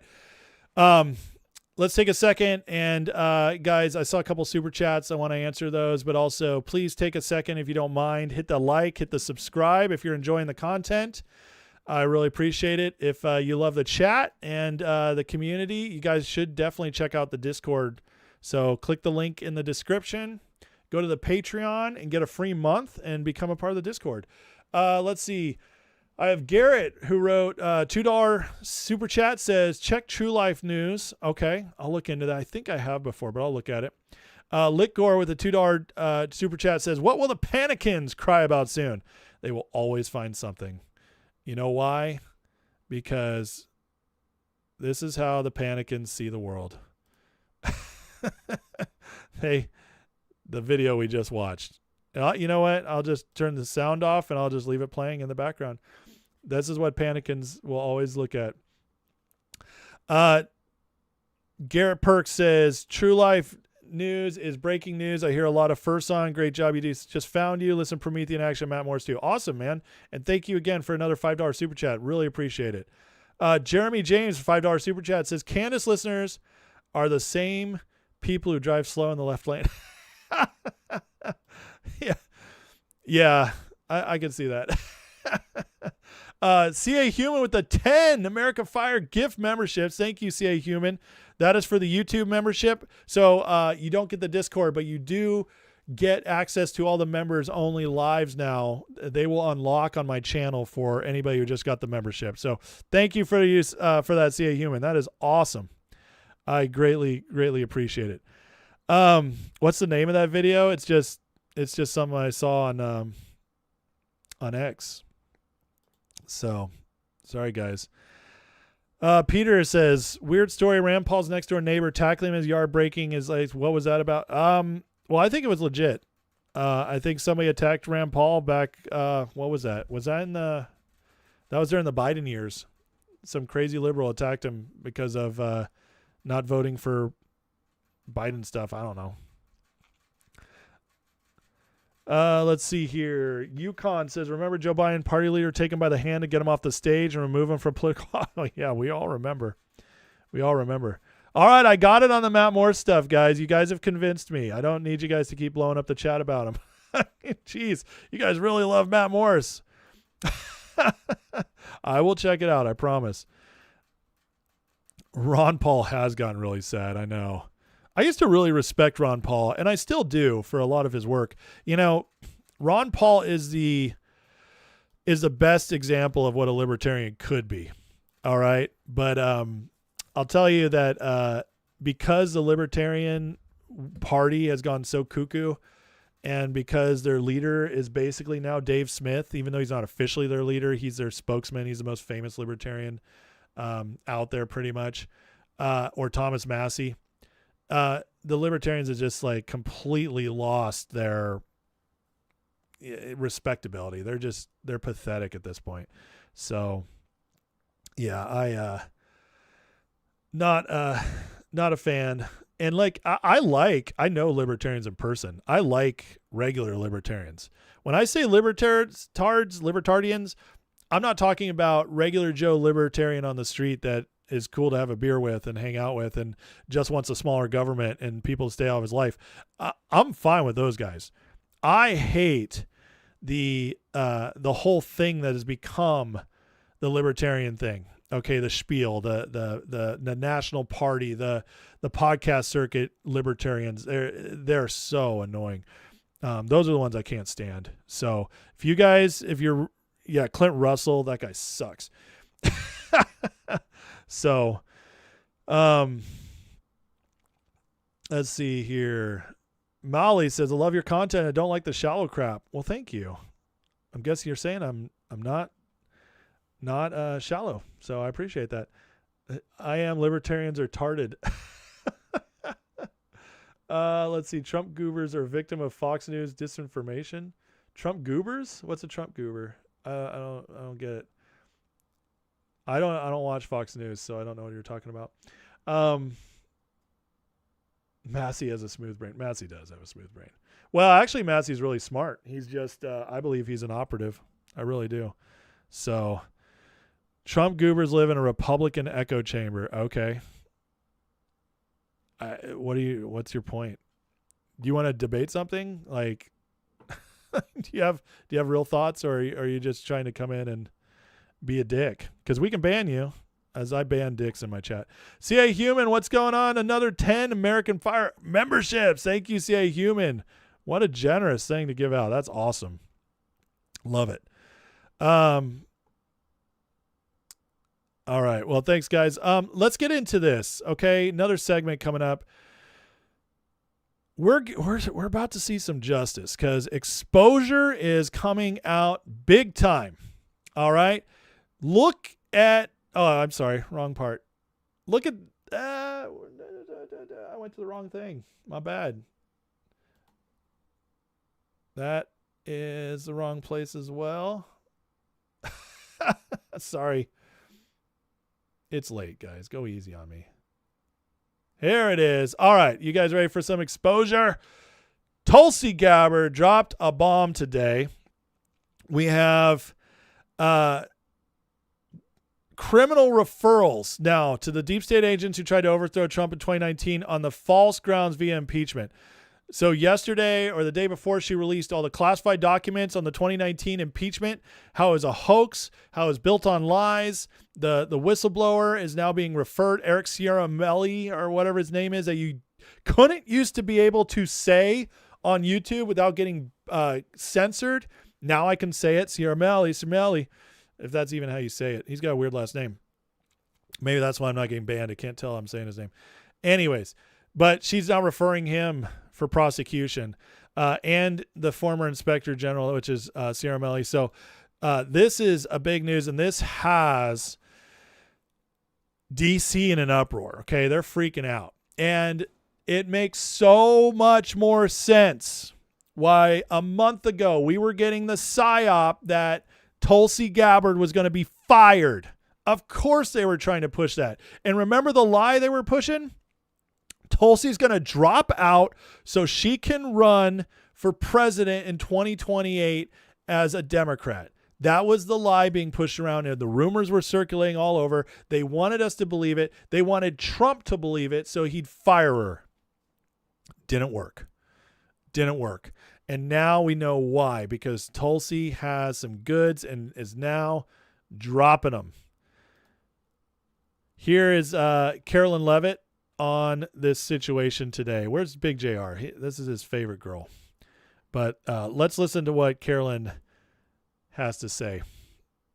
Director of National Intelligence Tulsi Gabbard has unveiled shocking new evidence that former President Barack Obama and top aides in the Obama administration conspired to subvert President Trump's 2016 election victory and undermine the democratic will of the American people, while publicly pretending to engage in a peaceful transfer of power. And you know what, guys? I made a mistake. That's old. That's I don't have Carolyn's clip from today. My bad. So, but they did address it. It's been referred, and then so let's go back to Tulsi real quick. So we've gotten Crossfire Hurricane, which is what that clip was of Carolyn Levitt. She was talking about the Crossfire Hurricane stuff coming out, which Trump has now said the indictments are coming out of the grand jury in Florida to go after John Brennan. And you better believe there's going to be more after that. Brennan, by the way, for those who don't know, Brennan was Obama's CIA director. You know what John Brennan also is? He was the puppet master. He was the one who groomed Barack Obama into the Manchurian candidate that he ultimately was. Brennan was behind Obama the entire time. And so, you know, if Brennan doesn't seem like a big enough name for you, you got to realize that he's actually the guy behind Obama. So in some senses, he's even bigger than Obama. So if we're going after Brennan, that's absolutely huge. Now, this other scandal's happening. So we've got all this exposure starting to happen. Tulsi's got the receipts. She's dropping bombs. It's going to lead to criminal indictments, grand juries. But then we also have all this exposure happening in real time. Eric Swalwell and Ruben Gallego, this story keeps getting worse. And now we have exposed for spending campaign funds on Puerto Rican resorts, for Gallego's wedding. They're just using personal campaign dollars using for their personal expenses and partying with it. And we got all these pictures of Gallego. It was Swalwell kissing that sex worker. Looks like Gallego's in the video with him. The girl holding it, I believe, Anna Paulina Luna, says might have been underage. This is just going to get worse and worse. The other story that's sick is that Gallego had a threesome with Swalwell and his wife on his wedding night. This is a crazy stories that are starting to come out. Now, that's all allegations, but when this stuff usually starts coming out like this, there's usually truth behind it. Daily Mail reports Gallego spent $2,000 of campaign funds at the luxurious Fairmont El San Juan in Puerto Rico, 2021. Venue he's married at that same day. Swalwell spent $1,500 at the Hyatt Regency. To make matters even worse, Gallego is marrying his mistress, who he left his previous wife for while she was 9 months pregnant with their child. Gallego is a total scumbag.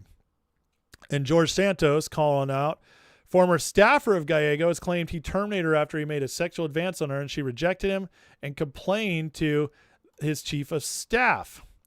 She tells me she's going public with it in great detail. You guys know why they wanted Santos locked up? This is why. Santos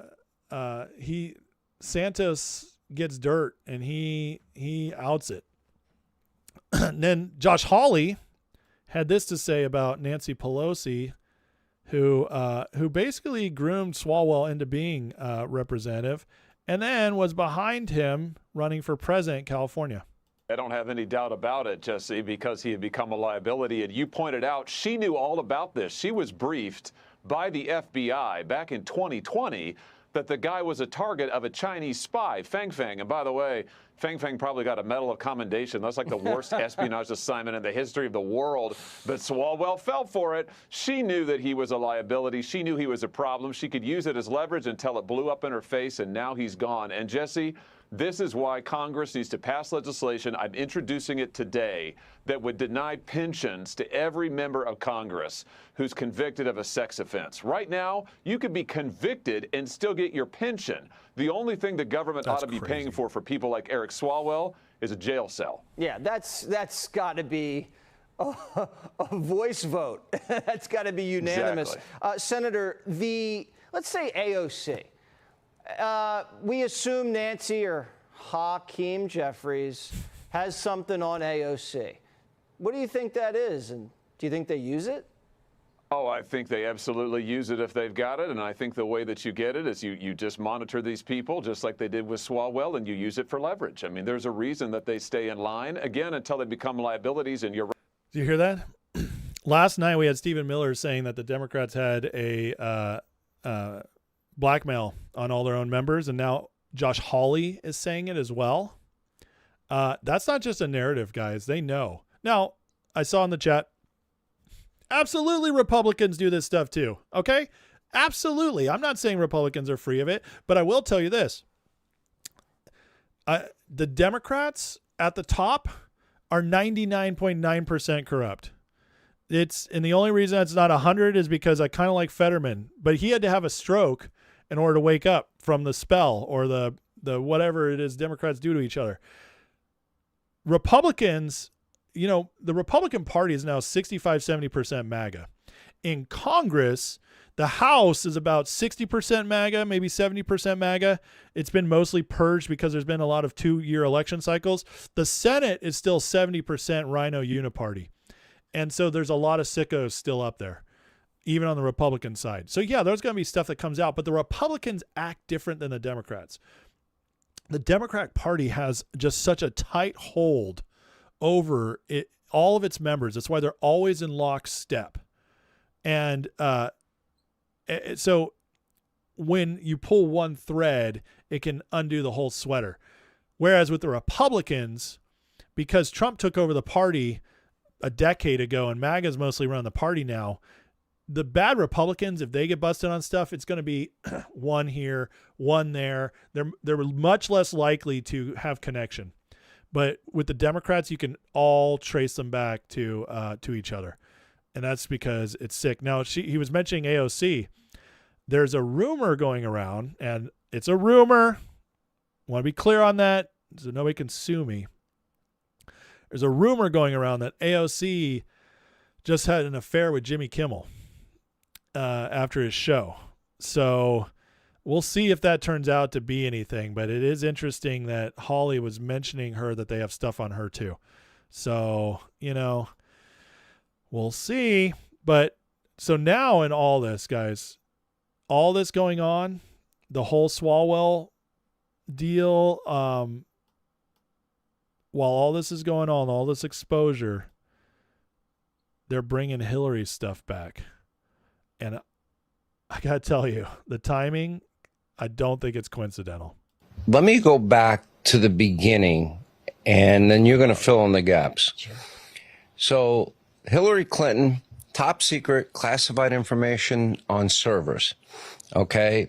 And by the way, can you answer this question before I go any further? Sure. My understanding, my sources, which are nowhere deep and certain as yours, tell me that those servers, copies of them exist and that we may have them. Any truth to that? Yeah, they're looking at a foreign power that may have, because it was looking at a hacker back in the time when Hillary had the server, may have recovered a large part of the evidence. Now, they're still validating them, so we don't know if that's real evidence or not. Whenever you get something from a foreign power, it's a tricky thing to validate. But that is one of the operations that are ongoing in the intelligence community right now. Whether they'll ultimately validate it, what they're looking for are the emails that were erased. A lot of those are believed to potentially be about the Clinton Foundation, maybe not about classified information, but about the grift that was going on there. And if those do get recovered, they could contribute to an ongoing criminal investigation about pay-to-play politics in the. Yeah, wait till we see what goes down with the Clinton Foundation. Going to get crazy. But that's not the only part resurfacing. We got Lowen Boebert on Benny talking about I actually was working laptop. On getting the Anthony Weiner laptop because I want to see the files that are on this. And while we still had Attorney General Pam Bondi, she had sent me over to the FBI, and there is no active search warrant on that computer. And so they are saying that I am unable to view it without a new search warrant. And there has to be new information.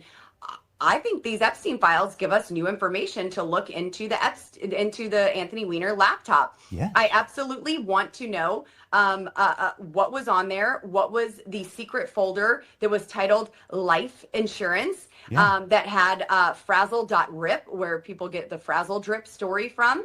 I want to see this video. If it's totally fake, if it's not there, I'll come out and say it. I want to see what people are talking about. These things don't just originate out of nowhere. So if it means issuing a subpoena from the Oversight Committee to get my hands on this laptop, then that's what I will do. If there's anything linking the Anthony Weiner laptop to the Epstein files, I will use that to get another search warrant. But I'm getting my hands on this laptop. And very interesting timing, isn't it? Very interesting. They went from. So let's back up a minute. Frustrations, right, over Epstein, all this, but also the DOJ, complete mess when Trump comes in. He appoints Pam Bondi, points cash to the FBI, And they spend the first year cleaning them up, weeding out the bad eggs. We've gotten several reports of this. At one point, the DOJ was operating at 50%. They'd lost so many lawyers. It took time to rebuild. Well, we come in. John Solomon reports about a month and a half ago, or it was actually Todd Blanche, and then Solomon reported that DOJ is now fully staffed and ready to go. And then Pam Bondi is let go after the staff is full. 1 week later, I believe it was. And then Blanche comes in. And I said when it happened, I think this is the push the gas time to go. We have the fraud set up now with JD Vance's team. We got FBI now fully purged, DOJ purged. I mean, it's go time. And then just a couple weeks after Bondi's gone, Eric Swalwell's story comes out. Gallego might be tied up. What other Democrats maybe? And now we're talking about Hillary again. There's no way this is coincidence, guys. There is absolutely no way. We are watching a white hot operation start to unfold in real time. And this is the exposure time. Get it out to the public, prepare the public, get it in front of the public so they see it and they start demanding justice so they can make moves. And it continues. Here's Hillary. So MJ Truth talks about it. We're not going to talk about what's on the laptop. It's, if you want to look into it on your own, do it. It's horrific. Well, the reports of what's on it, we don't know for sure, but you know, if you have a stout stomach and like horrific abuse of children doesn't bother you, or, well, not that it doesn't bother you, but you can handle reading about it, then you can look up the laptop. But here's Hillary when asked about it. To the American people, Well, that would give be some clarity. very helpful. Are you aware of any files that were on Anthony Weiner's laptop in a folder that was titled insurance, life insurance, with a zip file titled frazzle? This is way outside the chairman's ruling. This is within the scope? Is this within the scope, Mr. Chairman? If the chairman rules that it's not. It's very weird for those who know that she touches her face after asked about it. Here's a Q post about it. Stage drop, set for a drop of HRC +++, raw vid, we have it all. Nail in many coffins. Insurance file. Quiet until now. Join POTUS legal team. This is from 8 years ago. And look at the date. April 19th. Almost 4 days it'll be a Delta. Very interesting stuff, guys. Very, very interesting stuff. Can't wait to see what happens here. And then, with all of this going on, the laptop coming back out, the stuff going on in Congress, all this exposure, what does Trump post today? Well, after all that, Trump Jesus stuff he got in trouble for, he posts this. But read it. Read what it says. Well, first Trump writes it. He writes, radical left lunatics might not like this, but I think it's quite nice. And then read what's on it. I was never a very religious man, but doesn't it seem, with all these satanic, demonic, child-sacrificing monsters being exposed, that God might be playing his trump card? Holy crap. It's one thing for people, if this happened 2 months ago and then the exposure happened next month and this happened last week, that's one thing. And you could say, yeah, people just talk and whatever. It's, it's not necessarily connected. When it all happens in the same day, within the same week, that, my friends, is when you got to say, very interesting. Oh yeah. JD Vance talked about Pizzagate last night. Are you serious? Very interesting. So this is about to really ramp up, guys. And at least I believe it will, because I don't believe in coincidences, especially not when involved with the Trump White House. So we'll monitor, we'll watch, but I think things are about to get very Interesting. All right, guys, let's take a break real quick. Please like and subscribe if you don't mind. I appreciate the support. If you haven't already, what are you doing? Come on, give it a like, give it a subscribe. I'm here talking, come on, at least let me earn that. David with the super chat, $5 says Libertarian Party might as well be government fan fiction group. I like that. That's good. David with a $10 super chat as well says Trump listed The Art of War as a book list before. Art of War is basically first book on psychological warfare. Yep, Sun Tzu. Core of the book's mind of the enemy, commander is the true battlefield. Amen, brother. That's good stuff. Thank you for the super chats, David. Very generous of you. I greatly appreciate it. Geronimo says, everybody get ready. They might get us a blackout. That's maybe. Yeah. Let's see. Brent says, my guess is 90% of the peeps watching right now have no idea what its frazzles are. Well, and you know what? They honestly might be better for it. Let's see if that actually comes out. And then, I will tell everybody, you don't want to go look it up. You really don't. It's just horrific. Let me just say that. It's a video of Hillary doing something horrific. And we'll just leave it at that. So yeah, it's terrible. Let's see if I'm missing anything.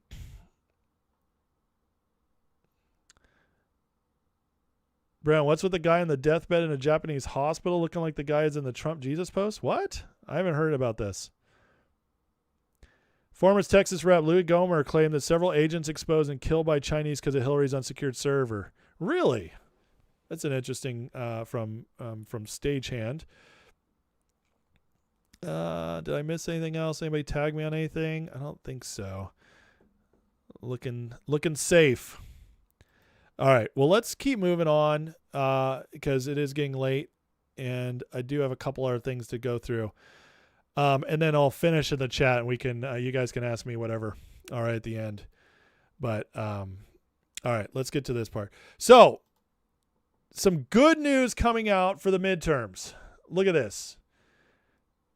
Supreme Court appears to be in favor of establishing uniform National Election Day. Let's listen to Alito real quick. The second of which is day.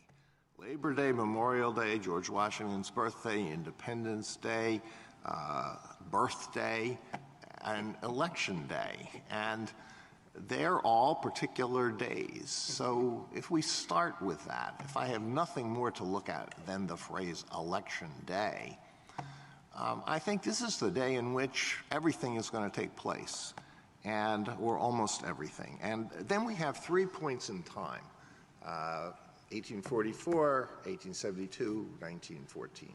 And we can ask, what would people have thought on those days is meant by this phrase, Election Day?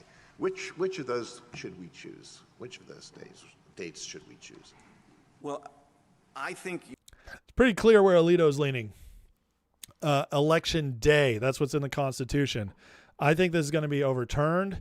And if it does, guys, MJ Truth breaks it down. This would require all ballots for federal elections to be both cast and received by that day, potentially invalidating state laws that allow mail-in ballots postmarked by Election Day to be counted days after. This would be huge. This is how they stole multiple elections, especially in the House in 2024 and in other times. Biden, 2020. I mean, Trump was up. Trump was up on Election Day. And then 300,000 ballots here, 40,000 there came in. Yeah, this would change so much. It's not quite the SAVE Act getting passed, but it definitely would limit their cheating. But people are freaking out. Looking ahead to 2028, we're starting to see like Polymarket betting on a Democrat, like right here. Listen, guys. I mean, this guy's freaking out about it. Seth Keshel, who understands registration better than anybody else, has been tracking the numbers, is basically validating what I've been telling you guys about the demographics changes that are happening. He says 28 of 30, that's massive. 28 of 30 states tracking registration by party are redder or less blue by registration than they were in 2024. In 28 of 30 states that track registration, guys, more Republicans than 2024. So the the demise of the Republican Party is being grossly overstated. The single most relevant predictor of presidential margin shift that gave him a perfect 56 for 56 map in 2024. In other words, 2028 as of right now is going to be Republican. And then you factor in the fact that we have two very strong possible candidates, Vance and Rubio. It'll be Vance, but if it's Rubio, it'll be very strong as well. And they have crap candidates. They got a poo-poo platter. So you factor that in as well. Listen, the midterms, if we lose the House, which we probably will, but there's a chance we won't, but we probably will. It happens in most midterm elections. It's not the same as a presidential election. Way more people vote in the presidential elections. It's a blip. And they'll have their 2 years of slowing things down for Trump, and, trying to impeach him, trying to investigate his people, all that. And it'll be annoying, but it's not going to change the fact Trump will be president. They're not going to get the Senate, and they're not going to have the Supreme Court. What can they do? Not that much. They can only really slow things down. And then red wave in 28. I'm calling it right now. It's going to be a red wave. We'll get the House, Senate, and presidency in 28. And once that happens, 2030, the census, demographic shifts, the electoral college moves, it's going to be redder than ever. It's going to be 12 to 20 years of MAGA, guys. And just so don't let people doom too much about the midterms. It'll suck, but it's not what you think. And also, there's hope. There is still hope. And look at this. Quantus Insights doing polling on it. Loose projection of Virginia redistricting has it at 50% no, 48% yes. This is huge because they are trying to go from 6 to 5 Democrats or Republicans in the representatives to 10 to 1. So that's automatically 4 more Democrats. Virginia's trying to do this right now, but the people are rising up and voting against it. So it might not pass, and Democrats are really counting on this. Meanwhile, DeSantis is getting ready to add 2 to 5 more seats for Republicans in Florida. And in Missouri, the Supreme Court just said they can redraw their maps, and so they can get 1 or 2 more House seats in Missouri. So you put all that together, and then we might get the Voting Rights Act struck down in June, in which case we could gain anywhere from another 11 to 19 seats. So I'm telling you, if all this goes our way, if the Virginia thing doesn't happen, if Florida and Missouri redraw, and if we get the Voting Rights Act struck down, even if the Democrats win, they'll barely win. And honestly, Republicans have a really good chance, especially if economy's roaring by then. We've gotten some justice. We've gotten some more exposure of Democrats. You get all that together, and yeah, you could definitely see Republicans holding on to the midterms. They're going to be excited. America's going to be excited if Trump pulls off this Iran war. And honestly, we were paying attention. No, he already has, but average Joe hasn't, and they won't until it's announced there's a peace deal in place. But I have a feeling we're going to see that maybe even this week. So I'm excited about that. But listen, no dooming about the midterms. even if we lose the House, the future is very bright, and this will be their last chance to really do something before 2028, where it's all going to go downhill for them. I have a feeling Trump is going to figure out either getting the Save America Act passed. He's either going to put all the senators to the flames to the fire and get that done, or he's going to figure out some workarounds, maybe declare an emergency for the election, stuff like that, which will also secure the midterms. And I will say he might let the midterms slip, because if Democrats come back in some bit of power for 2 years, they'll get more unpopular because they haven't changed, and America will be reminded of what they hate. And so it'll make 2028 even more of a lock, in my opinion. And then by 2028, Trump will double down on securing that election as well. So we have all that looking forward. So no dooming about the midterms. Now, last thing I wanted to cover tonight, because we got to cover Fagaland. Not always my favorite segment, but sometimes it is. Let's cover Fagaland Grifter World. The Grifter Report tonight. Well, Candace Owens has gone crazier than ever. Listen to what she had to say about Erika. AmFest is when we realized that something very disturbing is happening in America. I think that we are fighting machines. I think that these people are not humans, that they're sentinels that maybe look like humans. They don't know how to behave like humans. Are you just surrounded by robots? Are you a hybrid, Erika? Answer yes or no. I'm telling you, I don't even think these people are human. Like, I look at Elon Musk and Sam Altman. Oh, pause. Sorry.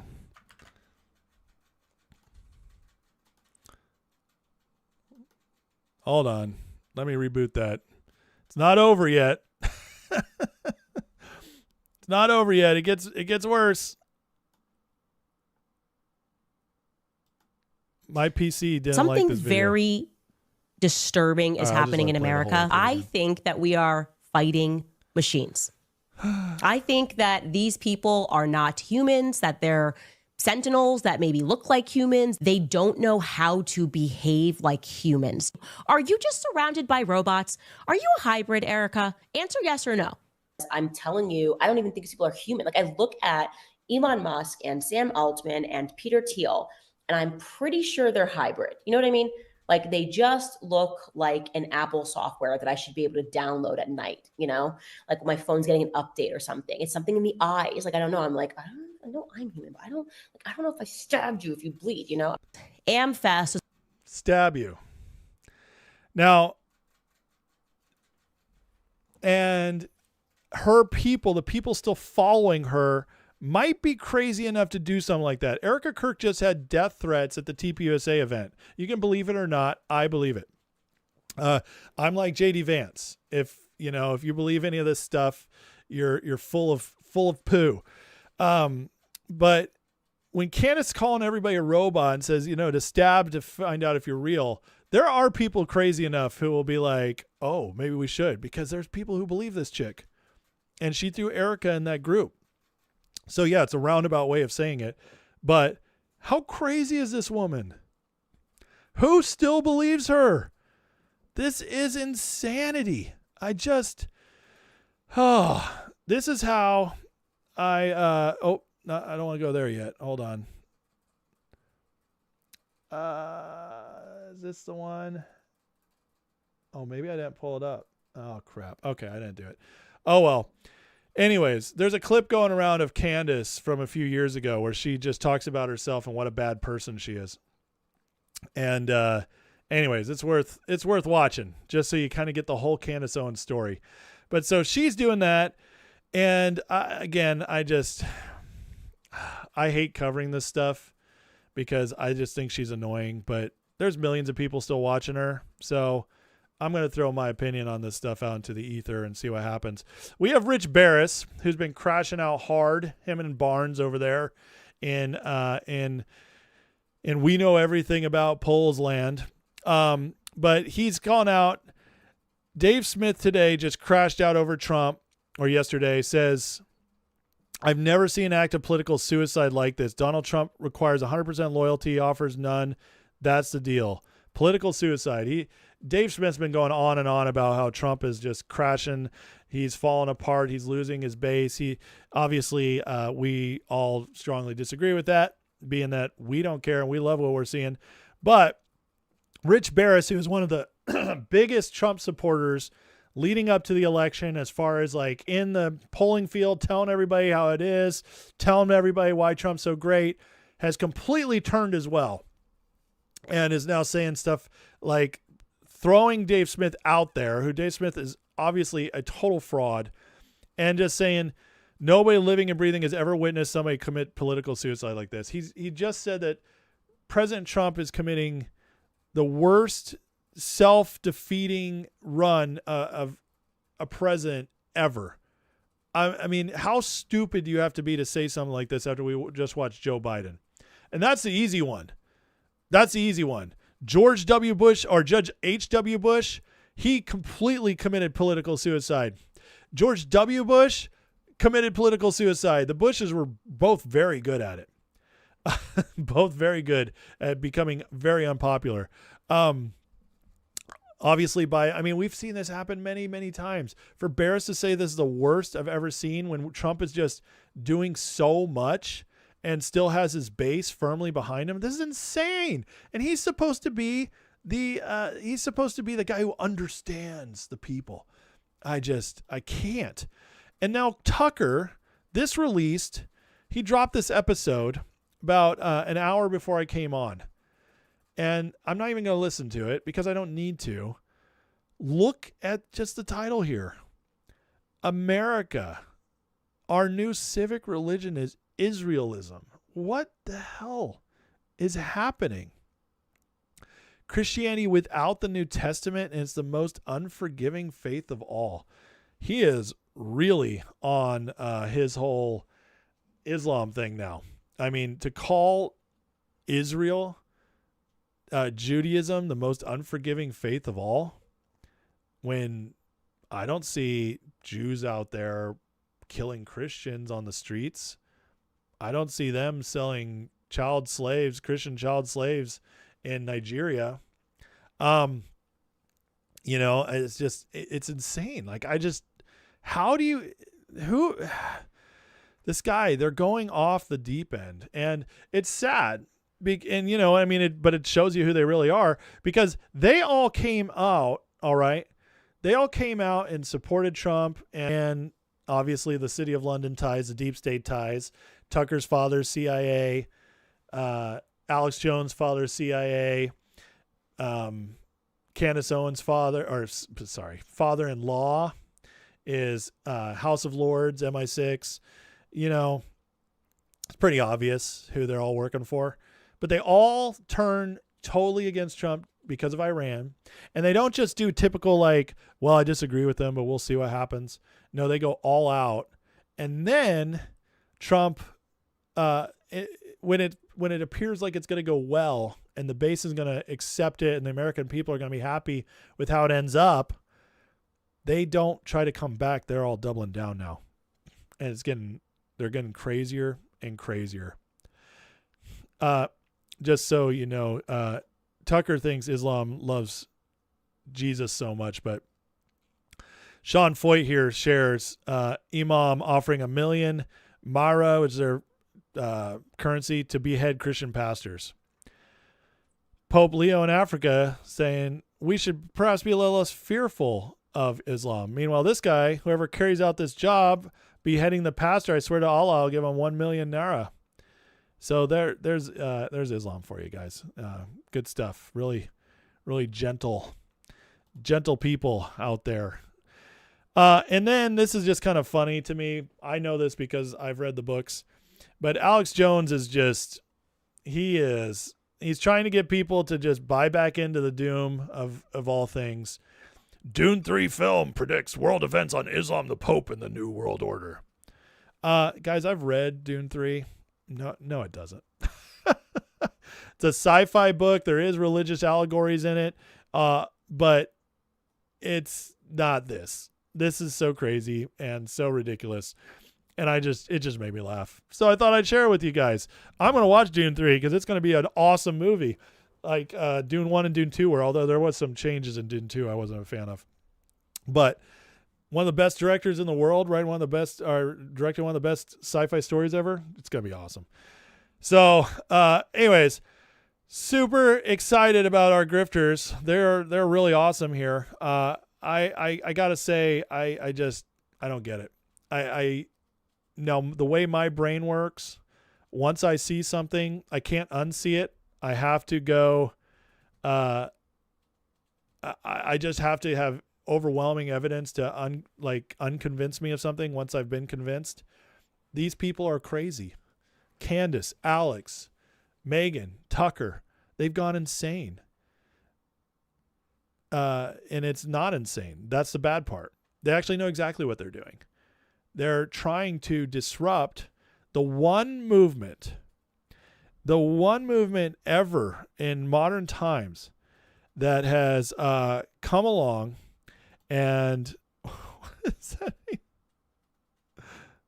What is this? I'm a MAGA puppet. You're pro-Jesus government, even if you have to go to hell. What? Is this a joke? That's funny. What? That's ridiculous stuff. They know exactly what they're doing. They all work for the intelligence agencies, which come out of the City of London, especially now that Trump has taken back the CIA, which we know because they took out Venezuela, which is where the CIA was running all their ops from. And John Ratcliffe was sitting right next to him when he did it. So that, my friends, tells me all I need to know about that. That was a signal that the CIA is fine. So you get that, and now it's all back to City of London. As MI6 still runs the show. They train the CIA, they train the Mossad. Yeah, it all goes back to City of London. So this is who they're working for. This is why, and once you realize that, it makes sense why they're acting this way all at the same time. It's one thing if they're all doing it separate over a long period of time, but they're all doing it now. I mean, Tucker completely going anti-Christian, pro-Muslim, wild. And he says it's Christian. It's not. Trust me. I'm a much bigger expert on the faith of Christianity than he is. Raised in the church, born to a pastor, spent 25 years studying the Bible, been to Israel to study it there, learned Greek and Hebrew to study it that way. The original text. Listen, there's maybe 1% of people in the world who've done the studying on the Bible that I have. Tucker is nonsense.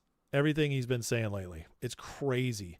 And I know he's trying to use it as a psyop to go after Judaism and the Israelis, but that's a psyop in itself.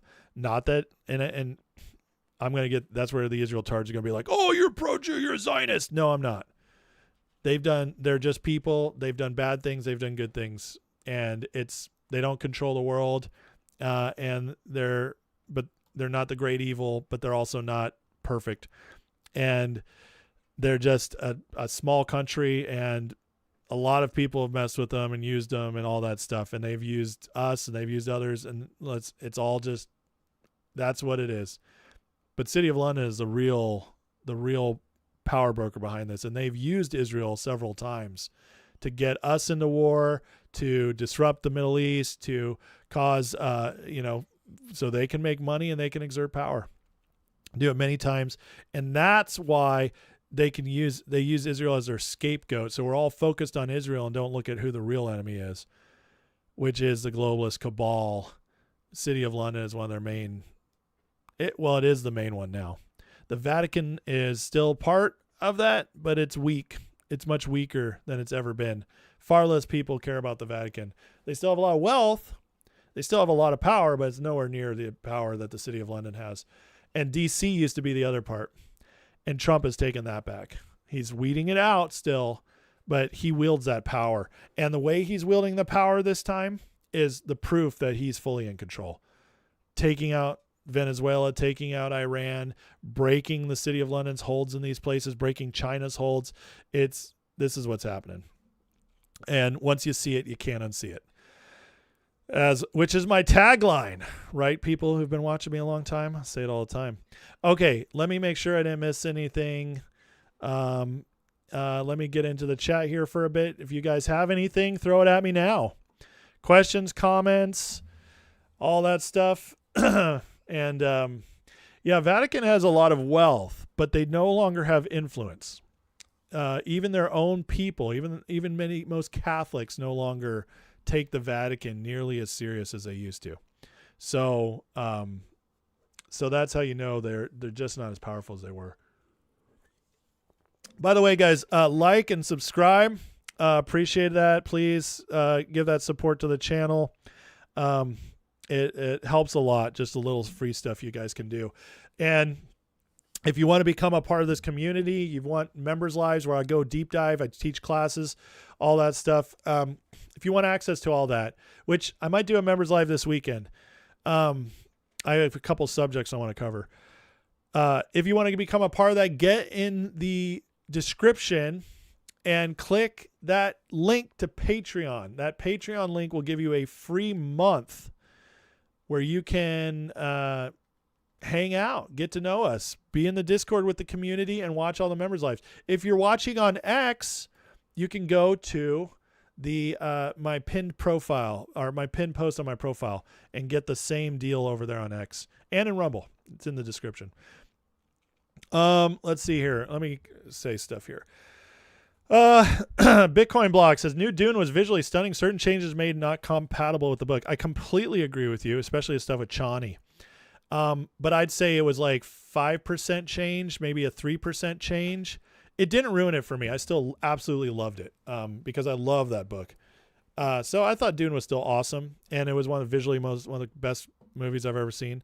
So, you know, it is what it is. They liberal-fied it a little bit, woke-ified it a little bit, but it didn't ruin the movie for me. It wasn't so bad. It ruined the movie. So I hope they don't go all out in part 3 and just ruin it. Well, we'll see. We'll always have part 1 was perfect. Part 2 was 98% perfect. And I just hope they don't ruin part 3. Chris Cole says, remembered 80s Dune when I was a kid. Oh yeah, it's awesome. But it's, yeah, just not the same awesome. Peter Lynch movie's weird. Rothschilds and Vatican have a long relationship. Well, the Rothschilds are City of London, so that would make sense. Yep. London Power is partly funded by Russian oligarchs' money. Ah, yes. But, Rahman, you're right about City of London getting that Russian oligarch money, but that Russian oligarchs, those are not loyal to Russia. They are used by City of London. See, there's nobody the UK and City of London hates more than Russia. They've been trying to take over and infiltrate Russia since the early 1800s. And in fact, there is some compelling evidence that it's the UK who helped fund and indoctrinate the Bolsheviks to create the Russian Revolution and bring communism into Russia. So the UK hates Russia. Just look how they treat them now. So yes, do they get some Russian oligarch money? Yes, but those Russian oligarchs are not loyal to Russia. Let's see here. Dune miniseries was great on Sci-Fi late 90s. Yeah, I do like that one a lot, even though the special effects are kind of cheesy. Time for you to read your eyelids. God bless you. Have a great night. I know it's late. It's late, so if you got to go, you got to go. I'm not going to be on much longer. I'm just saying hey to you guys, making sure I don't miss anything, any last chance questions, comments, and then, you know, we'll pray and get out of here. Lichgore, $5 super chat. Thank you again, Lichgore. Separate the wheat from the chaff means distinguish valuable things or people from worthless ones. 100%. Absolutely.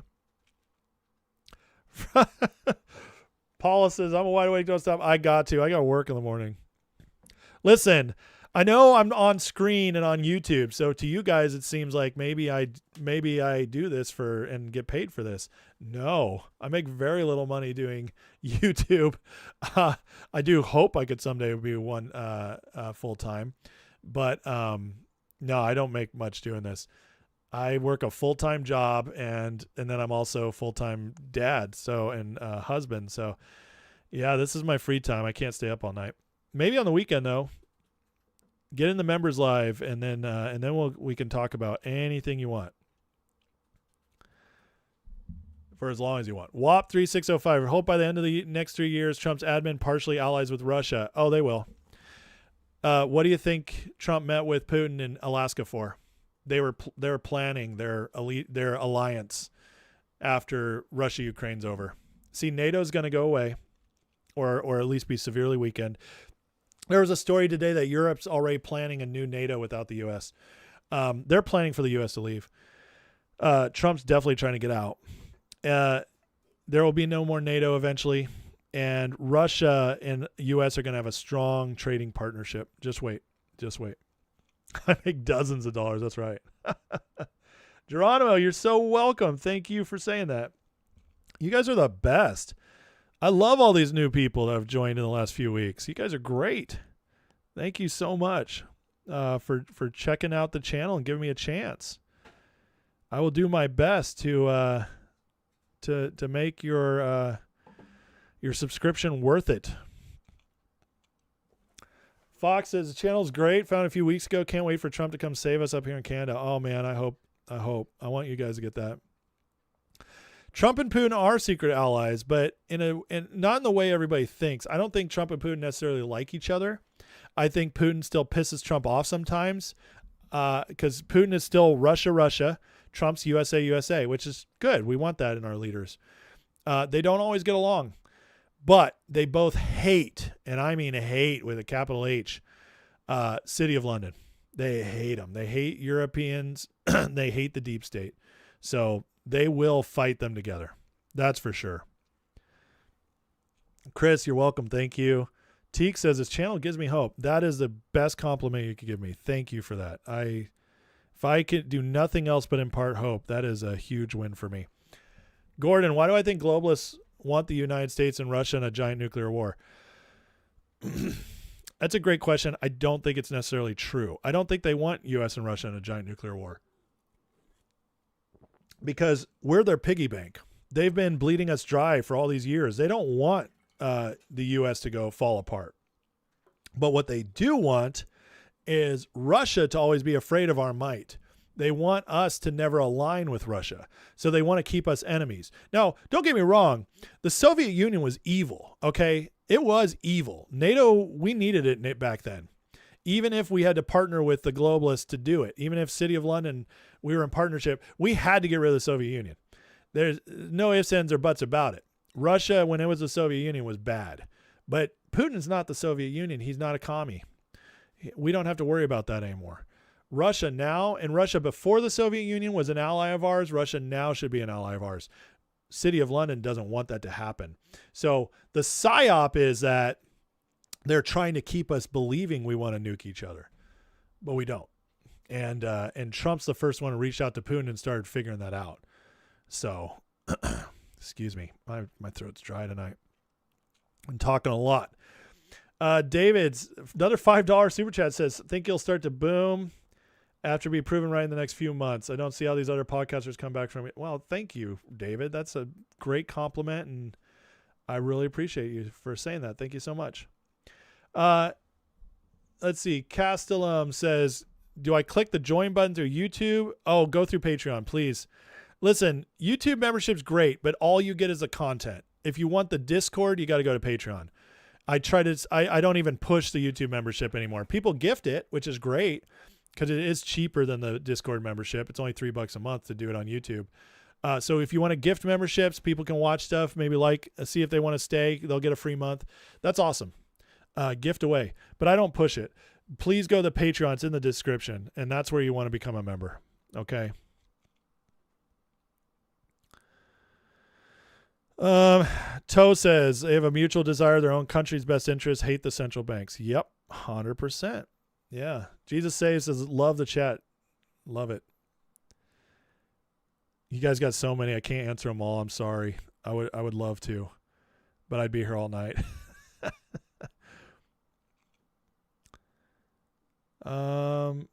Let's see. Jeep says, I must say Russia in its current state held back Biden admin in the EU, London. Yeah, they did. Well, partly. They were a big part of it. I'll say that. There was more going on behind the scenes, but yes, they were a big part of it. 100%. Jaded says, I found you in the last 3 days. I sincerely appreciate you and your stream. So much truth. Thank you from Texas. Oh, God bless you. I lived in Texas for 9 years. Just moved here 3 years ago from Texas. I lived in Kerrville and Round Rock. It was good times. I love Texas. Oh, all right. Let's see. Well, I didn't know that about Dark Side of the Moon and the record. That's crazy, Brent. Thanks for sharing that. That's interesting. Let's talk about Strait of Malacca, all the dead and missing scientists. You know, I don't know what's going on with dead and missing scientists. It is very weird. The Malacca thing, though, is just genius. Absolute genius that we got that going on. What's my take on Hungary? Man, I'll give you the 2 minute version. I believe they pushed Orban out and he was at the point where he wasn't going to be able to survive another push by the EU to get him out. And I think there's something else going on there that I think there's going to be some people trying to get him into a prominent place within the EU itself. Orban's not going away, I'll tell you that. As for the guy coming up, I've heard, I haven't researched it enough on my own yet. It's Hungarian politics, so until it becomes more important, there's so much going on here, I don't have time. But I have heard some really weird stuff. Like, some people say he's good and he worked with Orban, and other people say he's a horrible person. So I don't know what to think yet, honestly. But it does make me sad Orban lost, because he definitely is good for them.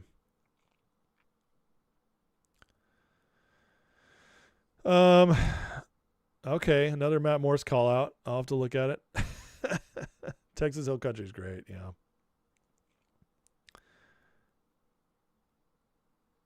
All right, I'll look at. I'm gonna try out Morse. I'll tell you.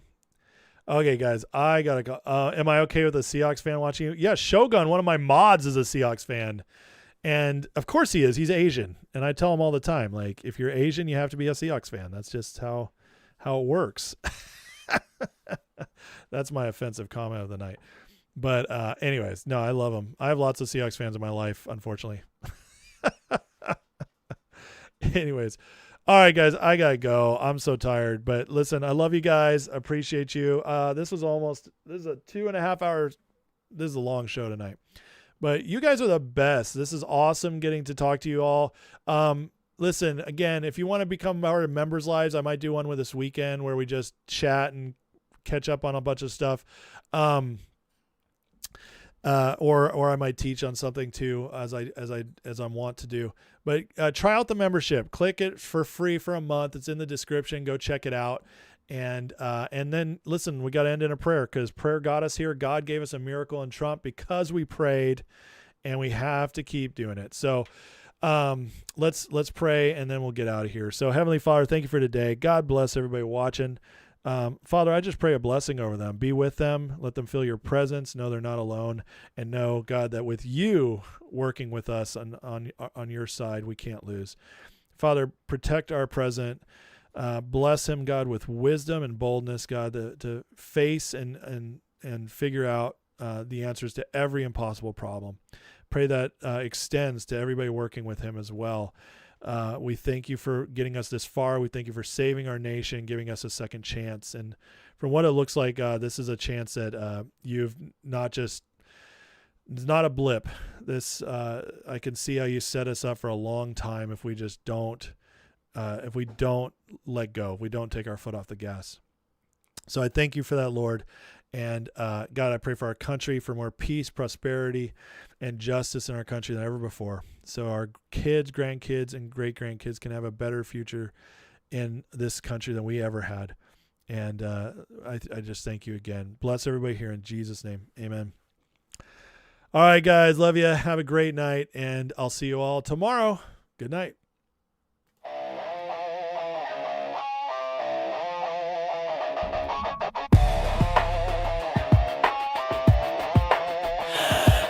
Screaming like a siren at night, red and blue shouting, nobody's right. Smoke in the streets, truth under attack. Everybody's loud, nobody's got facts. Feeds keep scrolling, nerves stay tight. Matchsticks flicked in the dead of night. They sell fear, cheap package the lies, while the clock keeps ticking, empires on fire.